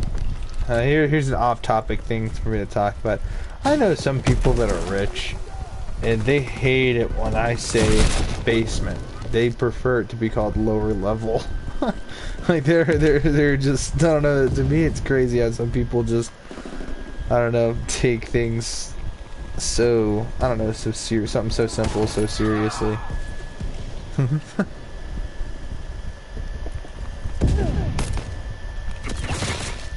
Fuck ass. Okay, we gotta go around. But like I said, what I really want to do is get my Luger P08 gold.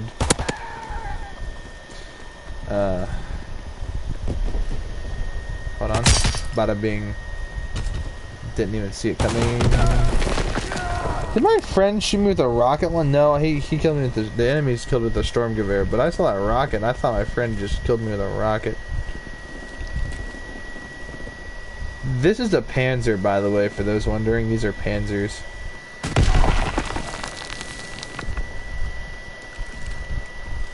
I haven't really seen any Shermans yet.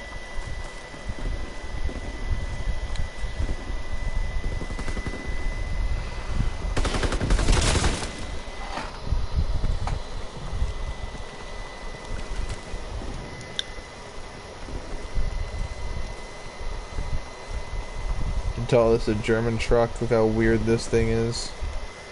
The Germans back in World War II, their car building skills were not really all the way there, but they built some pretty cool, like, military trucks, historically speaking. But I like German stuff. I like the German World War II guns. Germans back in World War II also had some of the coolest uniforms. They were, like, stylish, bro. They took a lot of pride in their military.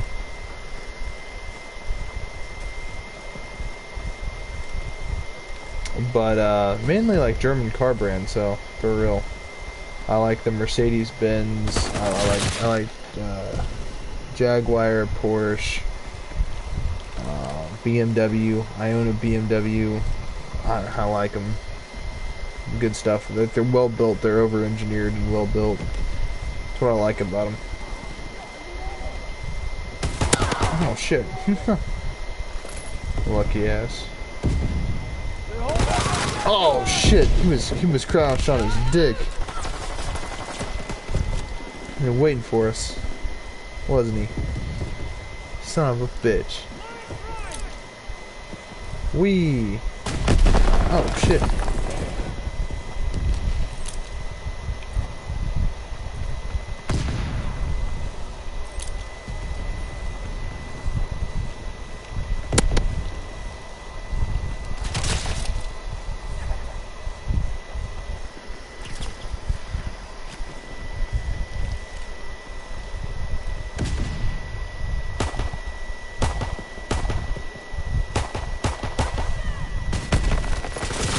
He's already dead. Can't keep this up.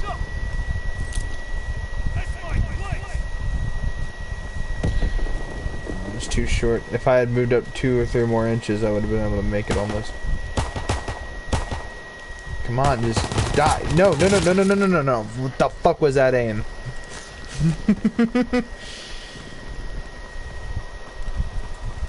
What the fuck was that aim? You guys ever see that meme, that one chick? She's like, message for the men. What the fuck do you want? that shit's... And it, like, shows, like, a picture of a fucking, like, a M1 Abrams tank. What the... Oh, dude, that guy is so fucked. He is so annoying, bro. Like, bruh. He got me with the same tactic again? Are you serious? No fuck ass way.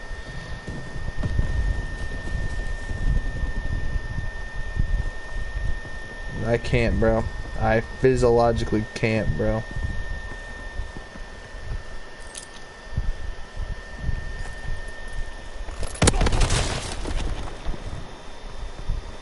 I got him back.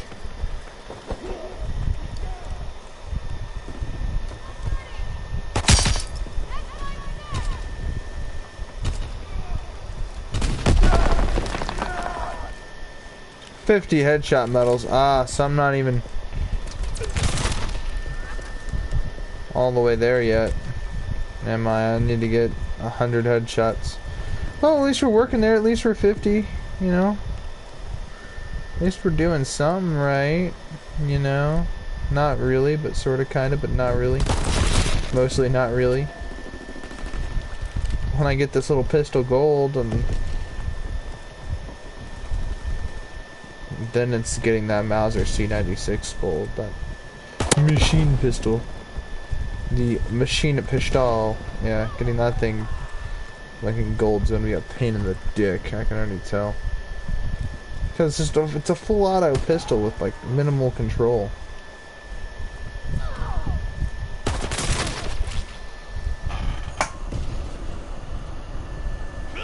You know what they should have done? They just should have made that a separate gun entirely. They should have made it with a stock, the broom handle stock, and then, you know, hey, this one's the full auto version. It also has an extended detachable mag. The other one should have been the stripper clip version, semi-auto Mauser, like the one you see in Resident Evil 4.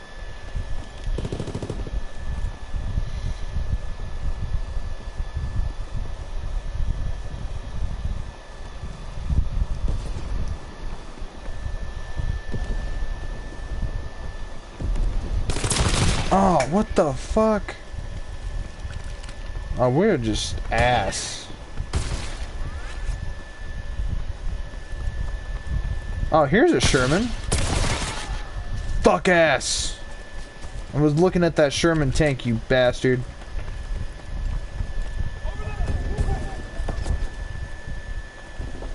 Oh, don't kill me, I'm a teammate. You bitch. God damn it. Bro, fuck this match. I'm so tempted to leave. This shit's so annoying. Bruh, you fuck ass. You fuck ass. You fuck ass.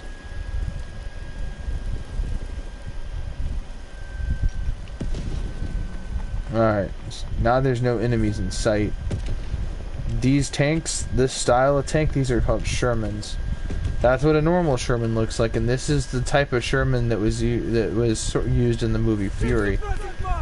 Mainly because of the barrel length of the tank, you know, or the cannon length.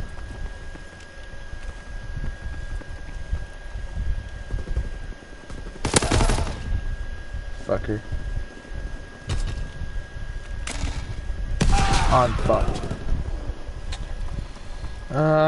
This map.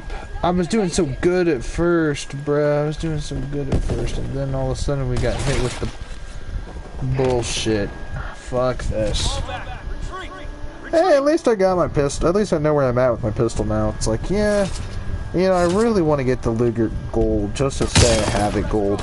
Not that I actually care for the gun in the game. In Call of Duty, oh hey, at least I got the Bronze Star.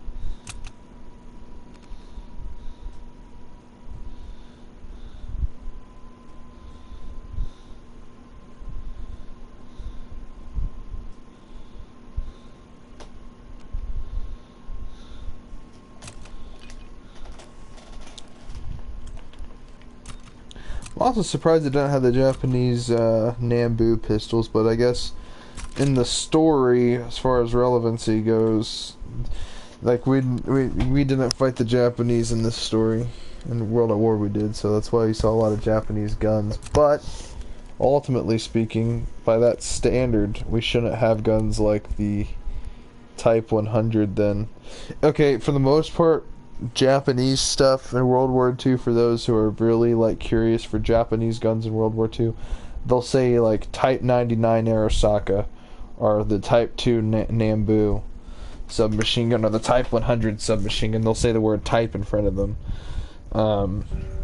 as the American designation or whatever for those type of guns. I'm sure they have other names, like, you know, they have the Type 99 Arasaka and your Type 2 or your Nambu pistol, but I'm surprised. I mean, I get it, it would be very close to a Luger P08, and I guess that's ultimately why they didn't include it, but advance and take position. As far as that stuff goes, it's like, I don't know, you want as much guns as possible. Like, you know, when I'm talking pistols, there are only 3 pistols. There was not a single revolver until they added the 2 revolvers, the Enfield or whatever they called it, and then the Reichsrevolver or whatever it was, that German revolver. But they didn't have like a Nagant revolver, which is a Russian revolver, and they didn't have the Mark 6 Weebly, which was a British revolver. And these revolvers were actually used, and my own teammate just killed me. Supernatural, you dickhead. And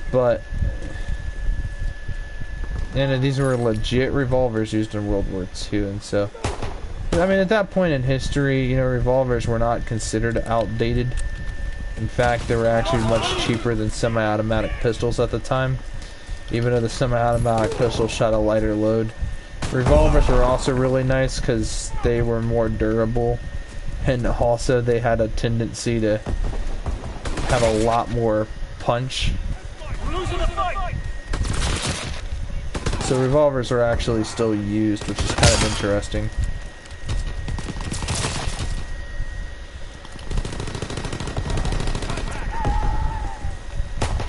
But ultimately, the military would want to get rid of revolvers for the obvious reasons. One, the cylinders make it kind of bulky.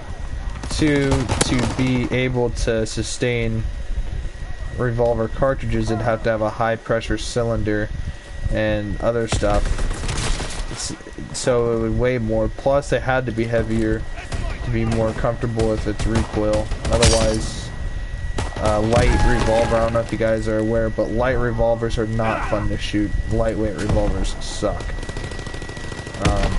You know, unless they're shooting something like 357 Magnum instead of 44 Magnum. But people that have the tendency to shoot 500 Magnum are just insane. But, you know, I mean, mostly capacity. The biggest flaw with revolvers is the capacity limit of 6 or 8 shots. When you can get, I don't know, 7 shots plus 1, that's 8 shots in the 1911. But when you can get a pistol that holds 12 shots, it's almost double the capacity. It's 100% bonus capacity. And you're like, 100%? That's a big percentage. Yeah, well, 100% of 6 is 6, so 12 shots is the double the capacity. So, I mean, like, yeah, exactly. It is double the capacity. There's 100% more capacity. That's only 12 shots, though. There were some pistols that actually held more than that, but they were oftentimes lighter pistols. Like, some pistols held 18 shots, and that was 300%. But these pistols were rare. Some extended capacities of like 1911s, I believe, went up to 21 shots. Some extended capacities, I believe. A lot of the extended shot my teammate. I'm a dickhead. I want to look this up. I know for sure they had that 12-shot extended mag for the 1911s, but I wonder if there was like an 18-shot one.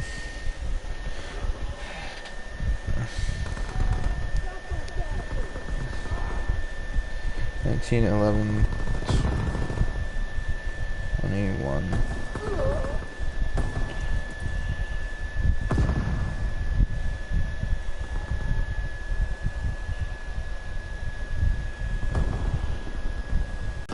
That's just unheard of at the time. So people were like, wow, let's get serious about these, you know, semi-automatic handguns. And so, obviously, the police and shit would never catch on to this until, like, I don't know, the 50s and stuff like that, when they were using 38 specials. And then they realized, hey man, these things don't have a lot of firepower. These things have like low rifling, so like these things have no penetration at all. Like, I shot this guy 3 times and somehow he managed to escape wounded.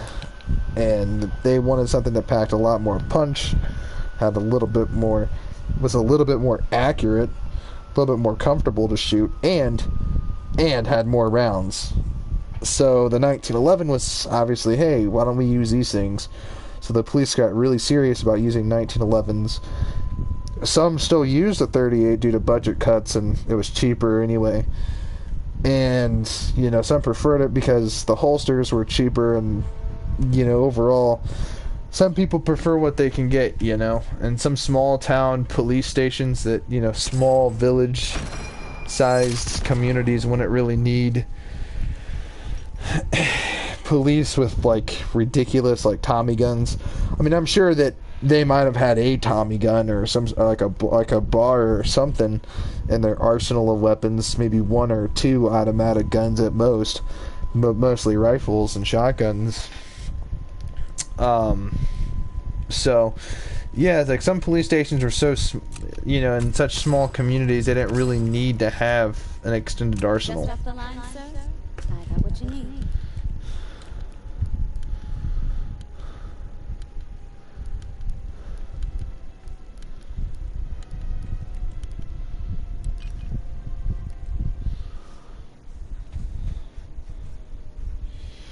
Oh, this map's ass. But in my opinion, what's really cool about semi-automatic pistols is you got brands that kept trying to get more rounds. Standard capacity for most was starting to look like 15-round mags. Like Glock had a 20-round like mag at one point, and they had Team Deathmatch. Beretta had a 15-round mag. There were a couple of guns with 15-round mags, and they made that extended clips for 1911s that held 12, 15 rounds, even, like I said, as high as to 20 rounds, plus one in the chamber. That's 21 rounds of 45 ACP. Like, that's a lot of firepower.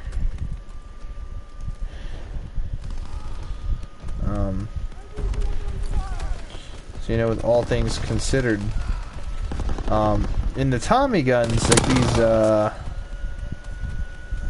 like these here, 1928 Thompsons, these things were, you know, they held, I believe, standard capacity of 20 rounds in the stick mag and 50 rounds in a drum.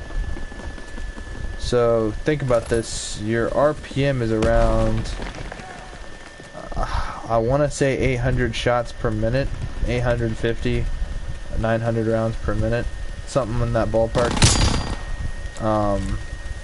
And so to do a comparison,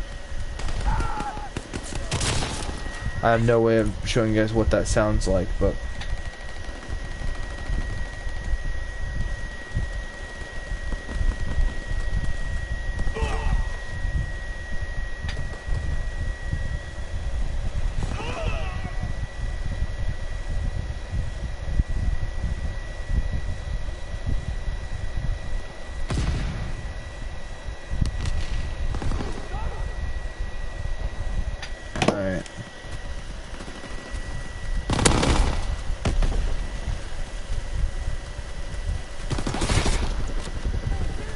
he thought he was going to take advantage of camping or spawn. Didn't really work out so well, did it, bub? Why do you guys try to camp and spawn? It's cheesy.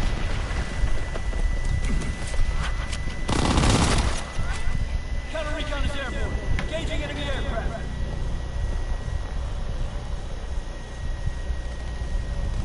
Rate of fire, 700 to 800 rounds per minute.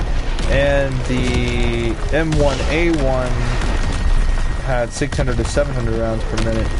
So, and I think the reasoning for that slightly slower fire rate for the more advanced model for the military was because it made it a little bit easier to control without the vertical grip. Because like I said, the military did not like the vertical grip because it made it a little bit more, it took up a little bit more space because you gotta equate the grip into the fact of the matter.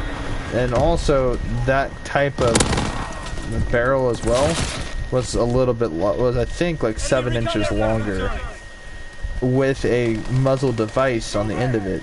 So that's a lot more weight and barrel length, so it made it kind of wonky. And so in close quarters combat, when an enemy can redirect your barrel, having something a little bit shorter for close quarters was a lot more practical and also lighter weight for the soldiers, and also made it cheaper to produce, so they could produce more of it without having to suffer too much quality, you know, restrictions, not restrictions, but quality takebacks because of the, you know, the cheaper production value. It was, and also with slightly less fire rate, it meant that you can really control your bullets and where they go, and you could really also save bullets by not wasting too much rounds.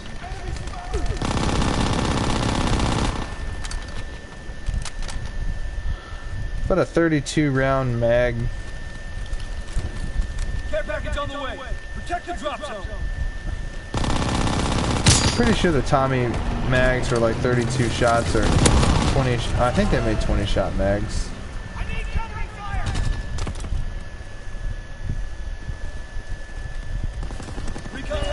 I tried to steal his care package. That's such a dick thing to do.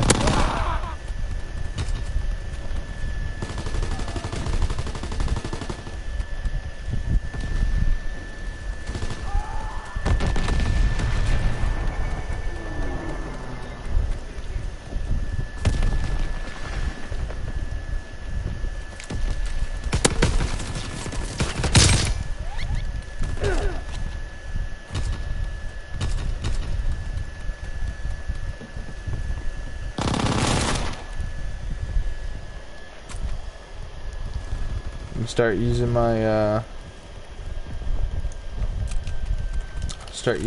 my PO8 again,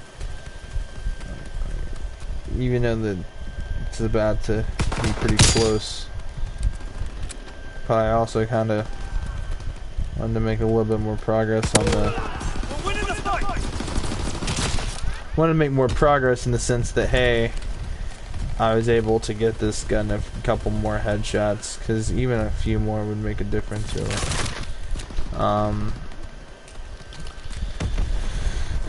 Yeah, man, I just really want to,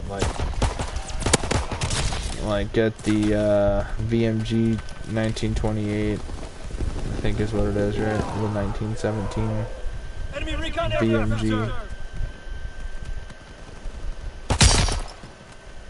That's an extra headshot, and that should be another extra headshot.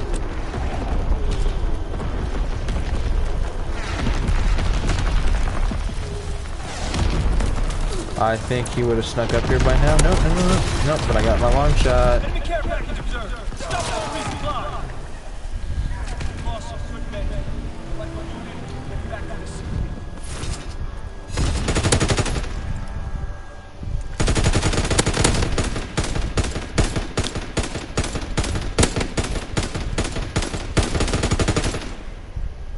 I think it would have been really cool if weapons could have like 1 out of 7 perks. One of them being like a slightly faster fire rate with less recoil and more accuracy. That would have been a really cool perk, because it would have made the performance of some of these guns ridiculous. Like, especially like imagine the PPSH with rapid fire and that kind of a perk with an extended mag. Like, dude, that would just be deadly. Like, I don't know, stuff like that. Because one of the weapon perks I would pick mainly would be like sleight of hand, because there is no sleight of hand in this game. I think when it comes down to it, gentlemen, I think I'm just going to go ahead and pick Full Metal Jacket and rapid fire, or rifling, advanced rifling, because increasing the range capabilities of these guns is a key part of being able to just have extreme kill potential, especially with penetration, going through walls at distances, because part of the fight is being able to actually zip out to your enemies and actually be able to do something.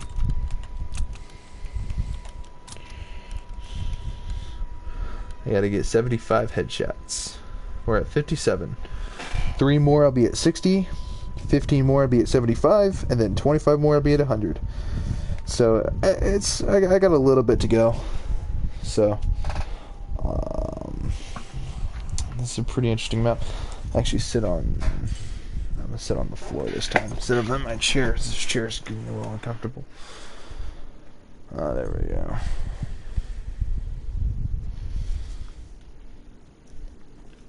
I kind of want to get something to drink. I talk way too fucking much when I'm streaming.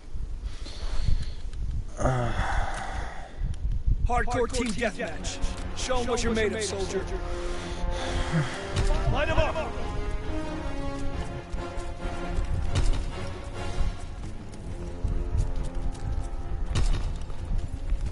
We're winning the fight!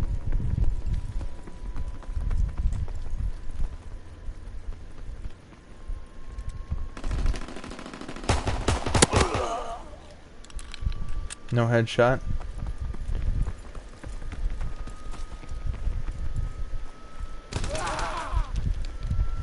Hey, we're friendly.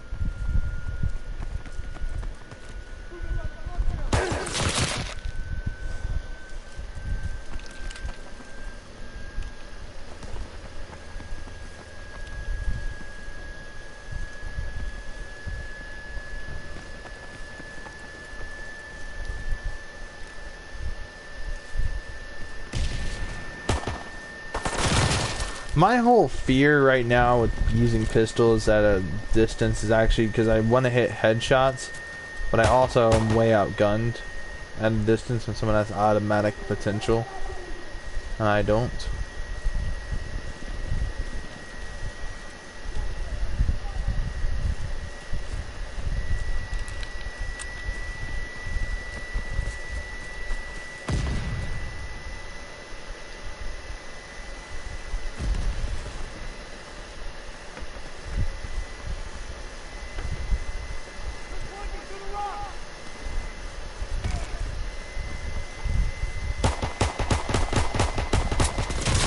Fuck!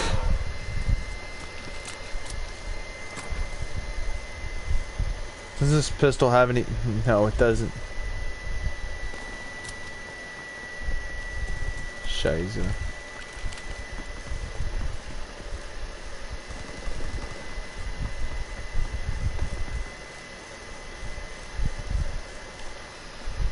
One thing I will give this game credit for, at least the guns have a great ammo count. I'd say it's pretty balanced actually compared to something like Black Ops 1, which honestly bro, being just brutally honest with you guys, felt like I only had like 2-3 spare mags on most of my guns, plus the mag I start the game off with. So yeah, no, but they're definitely gonna be grinding more of this game.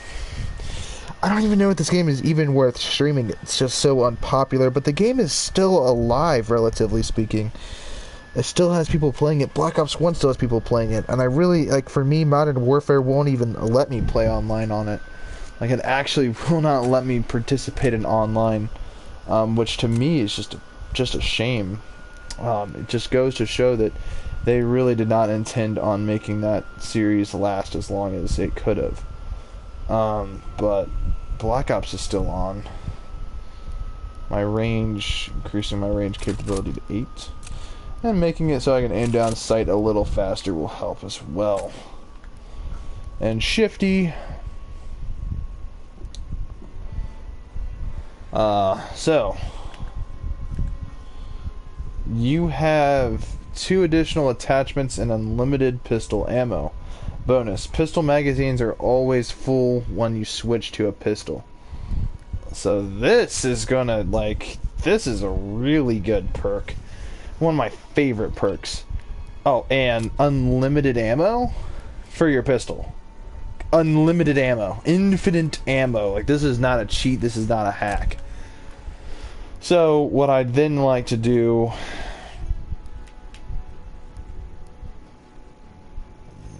more accurate when firing from the hip and the ability to do higher headshot damage. Or weapon penetration. I think we'll go with the higher headshot damage. Nah, we'll go with weapon penetration. If someone's behind a small piece of cover, I also want to be able to kill them. Maybe on core I would switch it for the headshot damage, because sometimes a person can survive a headshot at medium range from a pistol, so you might need to pump them 2 in the head. And as far as that goes, ballistically speaking, in World War II, a lot of the bullets being used did not have super sharp tips. Some of them were very curvy and bally, so what would end up happening is if it shot you in like the frontal lobe, they might, because they're both two circular objects hitting one another at a strange angle, at a strange distance, you had the high chance that your skull might even ricochet the bullet. So, but if up close, obviously it's going to penetrate through to some degree, but the frontal lobe is a very thick part of your skull. So a direct headshot, maybe to the side of the head, is where a headshot would definitely guarantee kill you. Because there's this where the skull is more thinner on the side of the head, so when people get hit with a baseball bat, notice that they get hit from the side.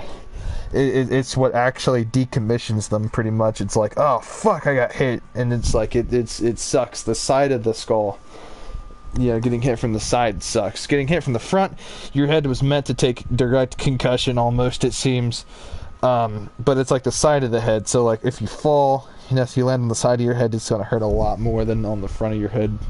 It's gonna hurt regardless because it's your head, but still.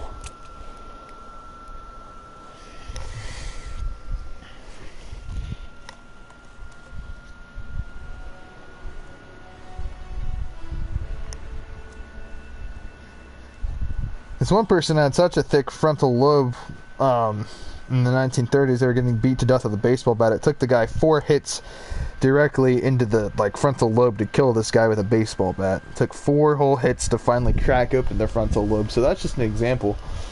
But the frontal lobe is it's fucking tough.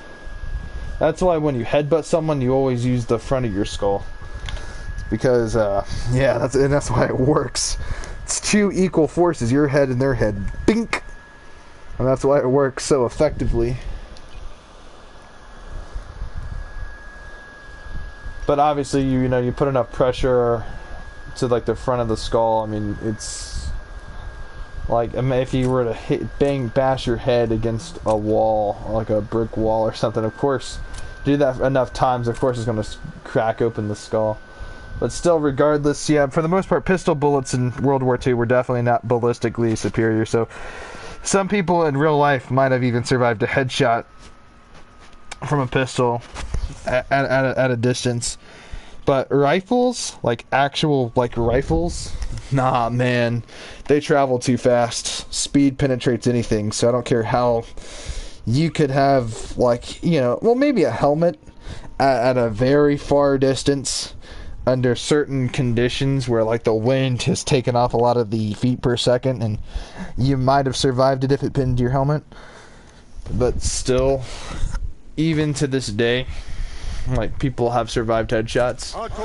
So it's not entirely unrealistic, but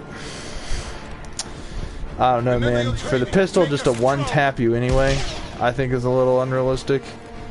From that duck, I should have hit that.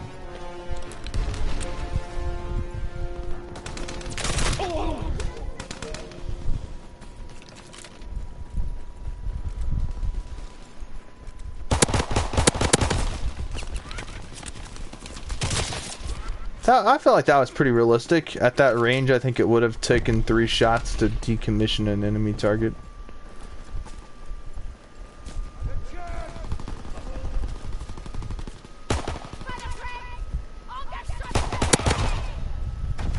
Oh, that was a clean kill. That was a nice clean kill. It would have been even cooler if I got a headshot out of it. What's really nice to this is I could do this, right? 1, 2, 3, 4, 5, 6, 7, 8. So this thing, PO8 holds 8 shots. 1, 2, 3, 4, 5, 6, 7. Swap over, swap back. 1, 2, 3, 4, 5, 6, 7. Swap over and swap back. I don't reload. I switch my weapons, dude, and it auto reloads for me. That is such a fucking slick perk, bro. Oh, this guy's unexpecting. This is an unexpected target. Ah, well, at least I nailed a headshot on him. If I had a suppressor, I might have been able to pick off the other guy. I don't think he was fully paying attention. In fact, after killing his friend, he might have actually thought that there was another enemy, so he might have tried to conceal himself, and I would have had a better aim on him. No, I'm overanalyzing. Oh, shit. And I love this gun. I love the Luger.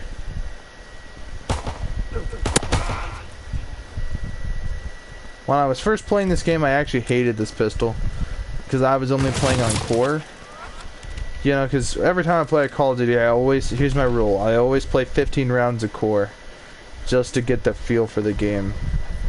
And then I'll play 3 games of hardcore, and then I'll decide if I like it or not. And then if I decide, hey, this is a really fun game, then I will extensively play it to death. Is that a Stug? Or a Stug? I think so. It's like an anti-tank. Artillery on wheels. Or artillery on treads, rather. Stug. I think that's what that is. Though I could very easily be mistaken. But I played a little bit of War Thunder because I have an interest in like tanks and aircrafts and stuff. But I believe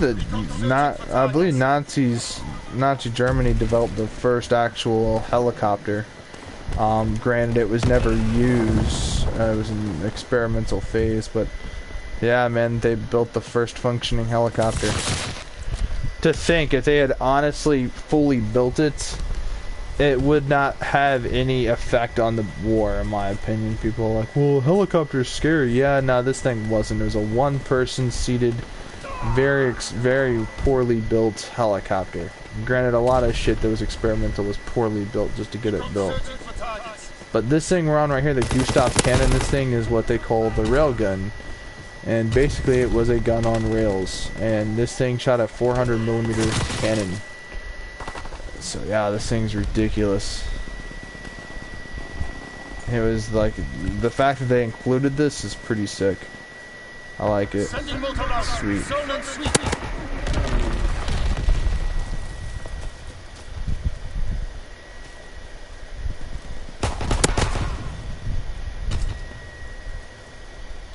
Fritz X-Bomb.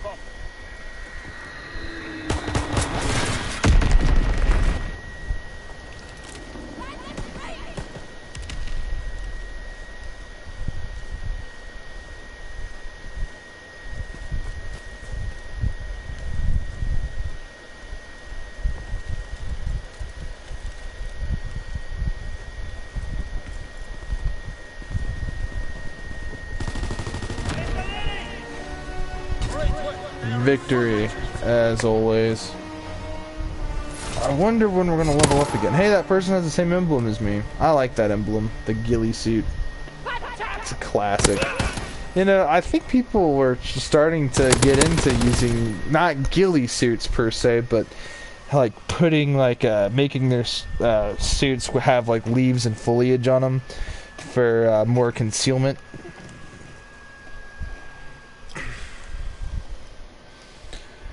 Youch! I got demolished. One gripe I do have with this game is it took away like your assists and your headshots. I would like to see how many headshots kills I got. I would have also preferred to see how many assists I got. And I also would prefer to see my KDR, my kill-death ratio. So they got rid of all that, just kills and deaths. And I really don't like that, because I feel like that's not an accurate, like, report on how you did that match. Like, he got 37 kills and 10 deaths. How many assists did he get? Also, how many of those kills were headshots, and how many of those kills were just, like, using bullshit? Like, I don't know, man. Like, once you really, like, analyze it, I don't know, there's just something to it. But I really like this game for trying new things. Some people really shit on this game for doing the whole, like, you go to headquarters, HQ, headquarters, and just do some cool stuff.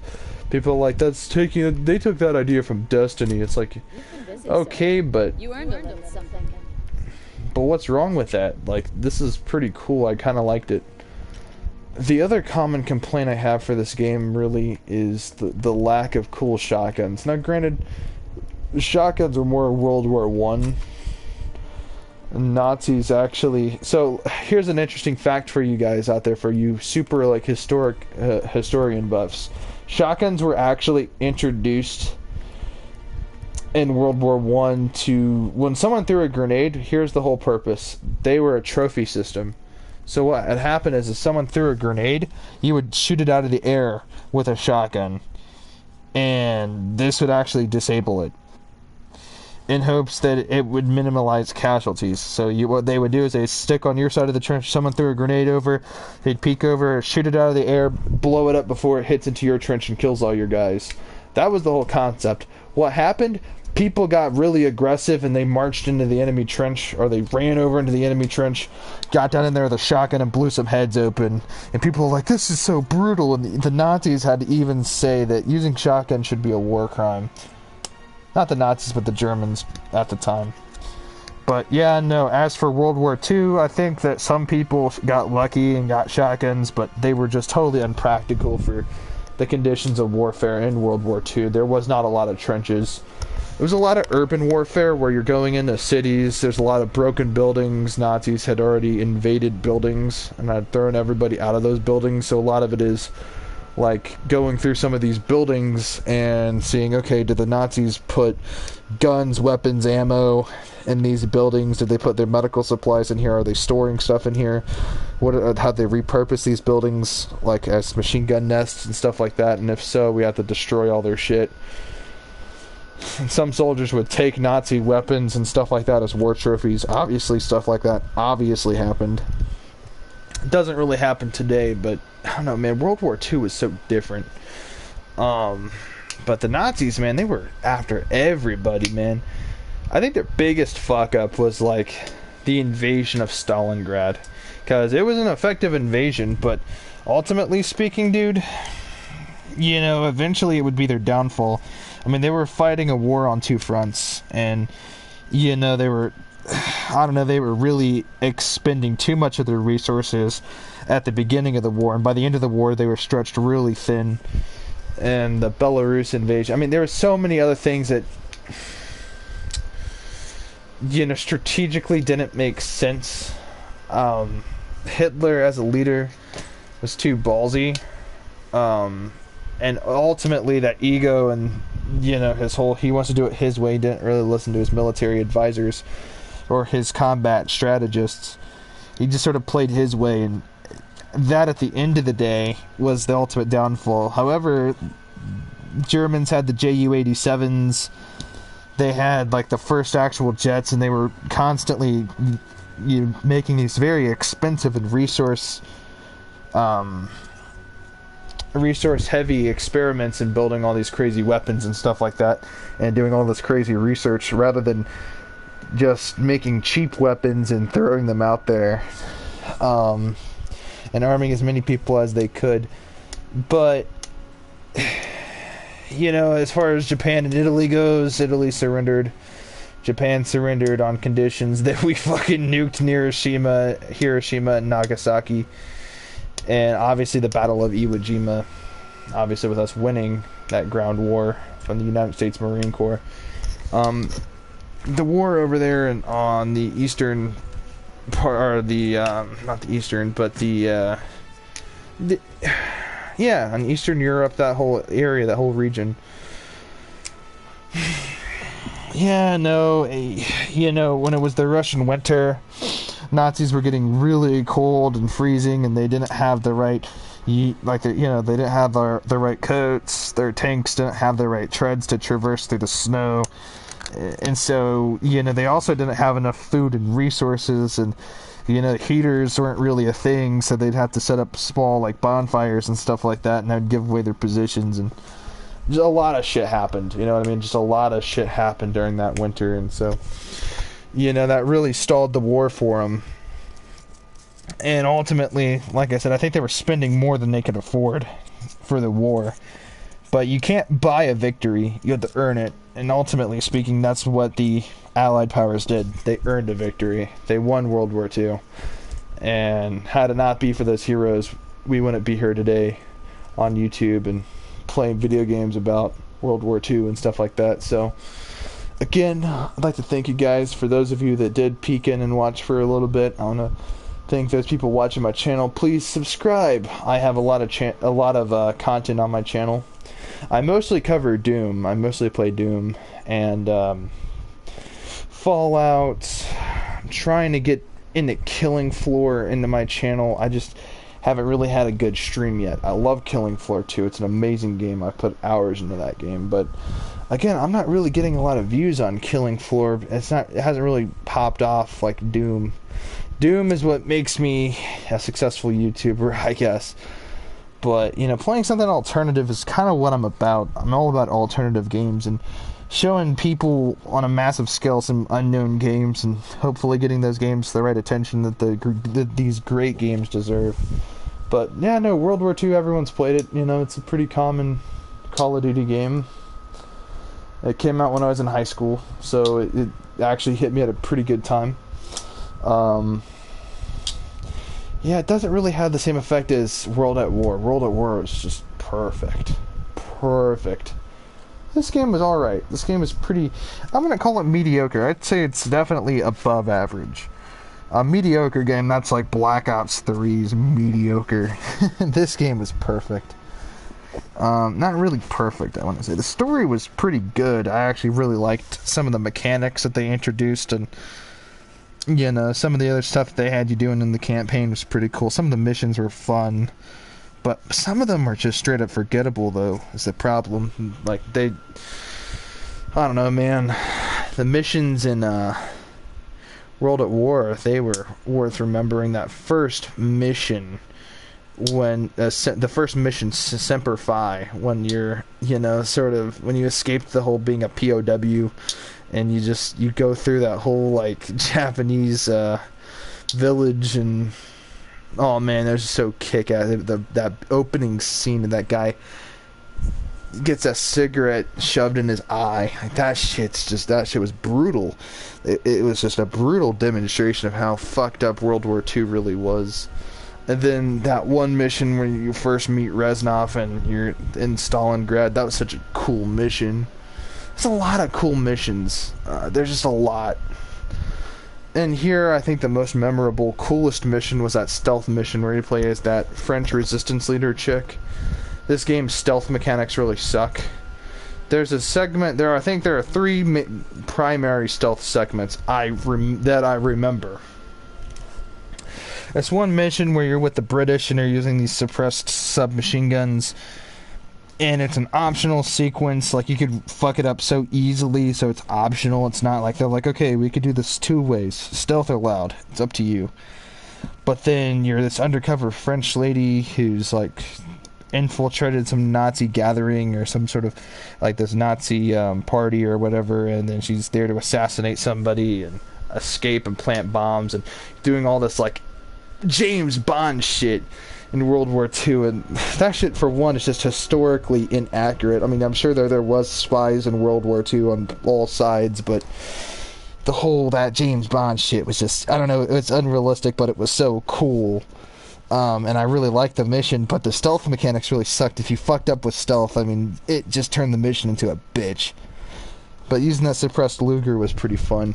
And then there was another mission where it's optional stealth, where you pretty much do this cool ambush on this Nazi convoy, and then you go with Zussman to this, Zussman is the medic on the team. He throws you your med packs, if I remember correctly.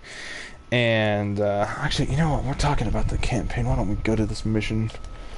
But you go to like this Nazi hangar, and you can see like Ju-87s and cool shit, and you're using a suppressed 1911, and that was a fun mission. I loved that mission.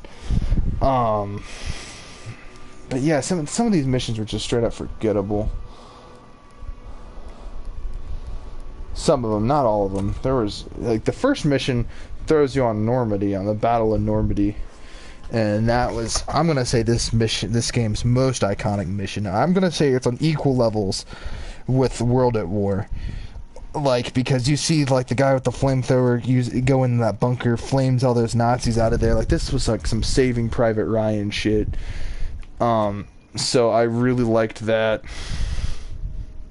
As we're talking about it. Operation Cobra. D-Day. Fuck. Okay, it actually did not save my progress. So, I have 2 PlayStation, 1 upstairs and 1 downstairs. So if I go downstairs and I port over my data, I can just download it up here. But, and there's this mission where you're controlling a Sherman tank. That was a fun mission, but it's not the first mission I think of. It was pretty cool. I really, really wish that they took the opportunity to have us do some really cool mission with like a flying fortress, a B-17 flying fortress. That would have been really cool because they have it as a kill streak. It would have been really cool to have a mission with that, even for a brief sequence. You know, like doing that for just like the first part of the mission, and then resuming the rest of it on foot. I think that would have been a really cool concept, but they didn't take that approach. I hope that somewhere down the line they make another Call of Duty World War II game, but ultimately speaking, I don't think that they're going to. Not for a long time, at least, and, you know, this game is pretty awesome. Alright, I'm gonna sign off here and go to bed, so I'll see you guys in the next one. Peace out.